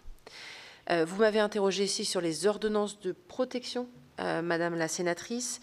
2 tiers des ordonnances de protection sont accordées. Donc je ne sais pas quelle est la réalité de votre territoire, mais vous m'avez interpellé en tous les cas à plusieurs sur la situation de certains départements. Donc je pense qu'on va regarder très clairement l'attribution des ordonnances de protection par habitant, donc, ou même par fait de violence à la connaissance des forces de l'ordre, pour voir le ratio et puis également le nombre d'ordonnances de protection être prononcées. Voilà, donc moi je vais regarder ça parce que ça m'intrigue et je veux en savoir plus. Sur les places dédiées aux auteurs, écoutez, déjà, je pense qu'il y a eu un gros chemin de fait sur ce sujet parce que je rappelle quand même que moi je me rappelle très bien des discussions de 2019. Il était hors de question d'aider les auteurs. Pas un centime pour aider les auteurs, traiter, parce qu'il n'est pas là pour leur tendre la main dans l'idée de dire qu'on pardonne tout. C'est de dire on ne met pas un centime sur les auteurs. Bon, les choses ont évolué et même les associations aujourd'hui conviennent bien volontiers que 40% de récidive, à un moment donné, on ne s'en sort pas. Donc il faut évidemment traiter les auteurs. Vous m'interrogez sur les places d'hébergement dédiées à ces auteurs. Mon ministère finance 492 places. Je vous rappelle, 10 492. Vous avez raison, on pourrait penser, et d'ailleurs le ministère de la Justice en prend à sa charge 165 supplémentaires qui sont payés par le SPIP. Aujourd'hui, il y a des places d'hébergement qui sont prises en charge par le GARD, par le ministère de la Justice. Écoutez, ces places d'hébergement, elles ne sont déjà pas utilisées dans leur entièreté. Vous dire que les 492 places que je finance, elles ne sont pas, le budget n'est pas totalement utilisé parce qu'on n'a pas cette culture de sortir les auteurs du domicile. À juste titre, la priorité, c'est bien de protéger les victimes. Moi, je ne tiens pas le discours de dire il faut sortir les auteurs, quoi qu'il advienne. Non, la priorité, c'est de sauver les femmes et de s'assurer qu'il n'y ait ni de féminicide ni d'infanticide. Donc c'est bien de protéger. Oui, la question peut se poser de savoir sur quel budget ça repose. Moi, en attendant que la politique se déploie, ça ne me dérange pas, que ce soit sur mon ministère, parce que je considère que je m'assure que ces places, elles soient bien attribuées, bien financées, et mon budget, je le gère. Vous dites, le ministre se targue d'avoir eu une augmentation. Je tiens quand même à dire, plus 40% depuis le début du mandat, c'est plus que se targuer. C'est quand même une réalité. Donc, je tiens quand même à redire que le ministre Éric Dupond-Moretti a obtenu la hausse la plus significative de la Ve République sur ce sujet. Donc, je crois quand même lui redonner ça. Donc la question, elle peut se poser, à terme elle se posera peut-être. Pour l'instant, écoutez, les places ne sont pas toutes utilisées et honnêtement, elles sont même souvent vides parce qu'il n'y a pas assez cette démarche d'aller mettre les auteurs dans les sortir d'hébergement pour pouvoir laisser les femmes et les enfants à la maison. Donc regardons, moi je suis très confiante sur les centres de prise en charge pour auteurs. Je vous disais 14 000 auteurs ont été accompagnés l'année dernière. Je mise beaucoup dessus parce qu'il faut absolument qu'on arrive à arrêter de cette spirale des violences. Et il n'y a que le traitement des auteurs qui peut le permettre. On ne peut pas que soigner les plaies. Il faut aussi qu'on traite le mal à la racine et le sujet des auteurs en est un. c'est primordial de les traiter. Donc si ça passe aussi par le financement de places d'hébergement pour les mettre en condition aussi, les faire se sentir coupables dans une démarche d'accompagnement psychologique, traitement des addictions et puis également une réinsertion professionnelle, tant mieux. Les places d'hébergement ont leur importance parce qu'elles permettent, et il faut qu'elles soient bien présentes sur le territoire et non pas qu'à côté du centre de prise en charge pour auteurs. Pourquoi? Parce que les centres de prise en charge pour auteurs, il y en a 2 par région, donc on a vraiment fait un effort considérable d'avoir 30 centres sur l'ensemble du territoire français. Mais la difficulté, c'est que quand vous avez une personne qui travaille, il ne faut surtout pas qu'elle arrête de travailler. L'auteur, il faut qu'il continue à exercer sa profession pour justement ne pas se retrouver en précarité. Et qu'il aille vraiment dans une démarche de traitement, et donc ça reste le traitement psychologique des addictions, mais qu'il puisse continuer à avoir son métier. Donc l'équilibre n'est pas simple, mais en tout cas, moi, pour l'instant, en tous les cas, ce budget repose toujours sur mon ministère, et on verra comment les choses évoluent. Mais j'entends votre remarque sur la question. La question m'a déjà été posée. L'objectif est partagé à 100% de ce que vous venez de dire, c'est l'imputation sur le budget. Je tiens d'ailleurs, oui, non, mais tout à fait. C'est bon, j'entends. Enfin, ça se défend. Ça se défend. Juste pour dire d'ailleurs en termes de taux de récidive, parce que du coup, aujourd'hui, c'est un petit peu difficile de mesurer le taux de récidive, notamment des auteurs après le passage dans les CPCA, parce qu'ils sont assez récents, ils ont 2-3 ans. Mais vous dire que le centre de prise en charge d'Arras agit depuis des années, depuis presque 10 ans maintenant, et en fait, ils ont de très bons résultats. Ils sont passés de donc quelqu'un qui rentre, enfin, il y a 40% de récidive, alors que du coup, à la fin du passage dans ce CPCA, c'est 13%. Donc ça montre bien qu'on peut agir aussi sur ce sujet. Sur le sujet, vous m'avez interrogé sur les postes en région. Je vous ai parlé donc de 10 postes supplémentaires, 10 ETP, 2 consacrés donc au budget sensible au genre dans un premier temps. Les 8 autres, les priorités vont être données aux régions qui accueillent des PAC Nouveau Départ et également dans les Outre-mer. Ça me fait rebondir, Madame la sénatrice. Sur le sujet de la Guyane, vous relevez une réalité terrain que je ne suis pas venue voir de mes yeux, mais que je connais. Je sais qu'il y a beaucoup de sujets et beaucoup de difficultés, notamment en Guyane. Et vous l'avez d'ailleurs dit, avec notamment les temps de trajet qui font que c'est très difficile pour les jeunes filles d'avoir accès à un certain nombre de choses. Donc déjà dire qu'on agit notamment sur le sujet de la contraception, d'abord, parce que il y a un appel à projet de 500 000 € qui a été lancé en juillet 2023 pour soutenir notamment les projets qui prévoient de renforcer des actions en matière de santé dans les Outre-mer. Ça vise notamment à améliorer l'accès à la contraception, également des actions, également des difficultés en couche que peuvent rencontrer les femmes, et puis également sur la santé prénatale des enfants. Donc cette commission nationale, elle a retenu 38 projets à mi-novembre, dont 7 sont situés en Guyane, notamment comme le projet OYAPOC Coopération Santé. Il y a également donc l'accès aux préservatifs masculins qui sont remboursés donc pour tous. Donc ça, c'est important. Il faut aussi le faire connaître dans le département de la Guyane, parce que c'est absolument important que les jeunes et moins jeunes se protègent lors de leurs relations sexuelles. On a aussi posé également une deuxième question. En 2021, il y a 3 des 5 départements et régions d'outre-mer qui figurent parmi les 10 départements avec les taux de violence conjugale les plus élevés. Donc c'est la Guyane, la Guadeloupe et la Réunion. Et la Guyane a le taux de féminicide le plus important en 2021, avec un taux supérieur de 1 pour 100 000. Donc on met en place des dispositifs. Il y a l'appel à projet qui a été lancé conjointement avec le MEFH et le MIOM, structuré autour de 3 axes. Déjà, l'adaptation des campagnes de prévention et de sensibilisation et d'information aux spécificités du territoire, notamment l'utilisation de la traduction et le doublage en langue locale. Moi, c'est très important parce que je l'avais vu j'avais fait donc lors du Grenelle des violences conjugales, on s'était déplacé avec plusieurs députés sur différents départements, et notamment aussi sur des départements d'outre-mer, et c'est quelque chose qui nous était beaucoup remonté. Donc pour ce sujet, il y a 38 projets retenus dont 7 en Guyane, pour un montant de 94 000 €. Il y a également des permanences juridiques de proximité qui peuvent aider les femmes qui sont particulièrement victimes de violences intrafamiliales.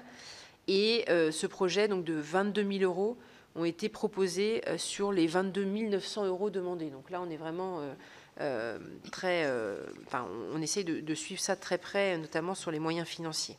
C'est des permanences qui permettent notamment d'aller à la rencontre du public, et de leur proposer un accompagnement et une information juridique accessible qui tient compte justement des spécificités géographiques.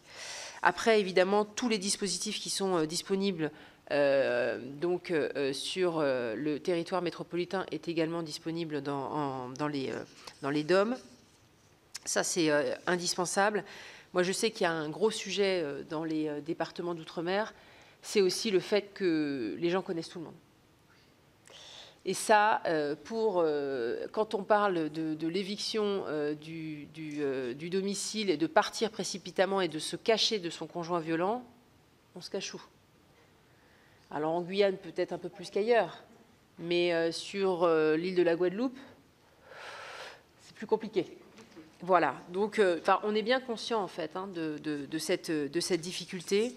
Il y a aussi des dispositifs de santé, donc d'accompagnement à la santé. Je pense notamment à la Maison des femmes. Vous savez que la Première ministre s'est engagée à une Maison des femmes par département. On continue le déploiement. On y met plus de 6 millions d'euros encore en 2024 pour accompagner ce dispositif. On y croit beaucoup. Un dispositif qui est complémentaire au travail réalisé par les associations déjà quotidiennement depuis des années. Donc, vraiment vous dire qu'on est extrêmement vigilant et je sais que Philippe Vigier est particulièrement vigilant aussi sur la question, bien sûr, des Outre-mer parce que c'est son portefeuille, mais on a eu l'occasion, en tout cas, d'échanger sur la question. Madame la sénatrice, vous m'interrogez, alors je voulais rééclaircir mon propos. Il ne s'agit pas d'une communication auprès des ambassades, mais bien d'une sensibilisation auprès des ambassades. Par contre, il y a bien une demande auprès de l'OCRET pour réaliser une communication, mais en France, à destination des touristes pour leur dire qu'ici, on n'a pas le droit d'avoir des activités sexuelles tarifées et que notre pays est abolitionniste. Donc je voulais rééclaircir le propos. L'idée, c'est bien de sensibiliser au niveau des ambassades parce qu'on est très conscient qu'ils peuvent, eux, faire, en tous les cas, un travail auprès des ressortissants. Le sujet que vous abordez est un sujet complexe parce que je mesure les difficultés pour en avoir beaucoup discuté pendant le précédent mandat lorsque j'étais députée avec Amalia Lacrafi qui est aussi donc députée des Français de l'étranger et qui me soulignait que les dispositifs n'étaient pas adaptés ou en tout cas ne répondaient pas aux difficultés des femmes qui vivent à l'étranger, des Français de l'étranger. Et je connais les difficultés parce que je sais combien elles sont isolées. Vous l'avez très bien rappelé, je ne vais pas redire évidemment les situations que traversent ces femmes. Et pour ça, je pense qu'il faut qu'on regarde encore pour travailler au niveau des ambassades, parce que c'est bien eux nos interlocuteurs, c'est eux qui font voilà, c'est eux qui peuvent aider en tous les cas à la communication auprès de ces publics.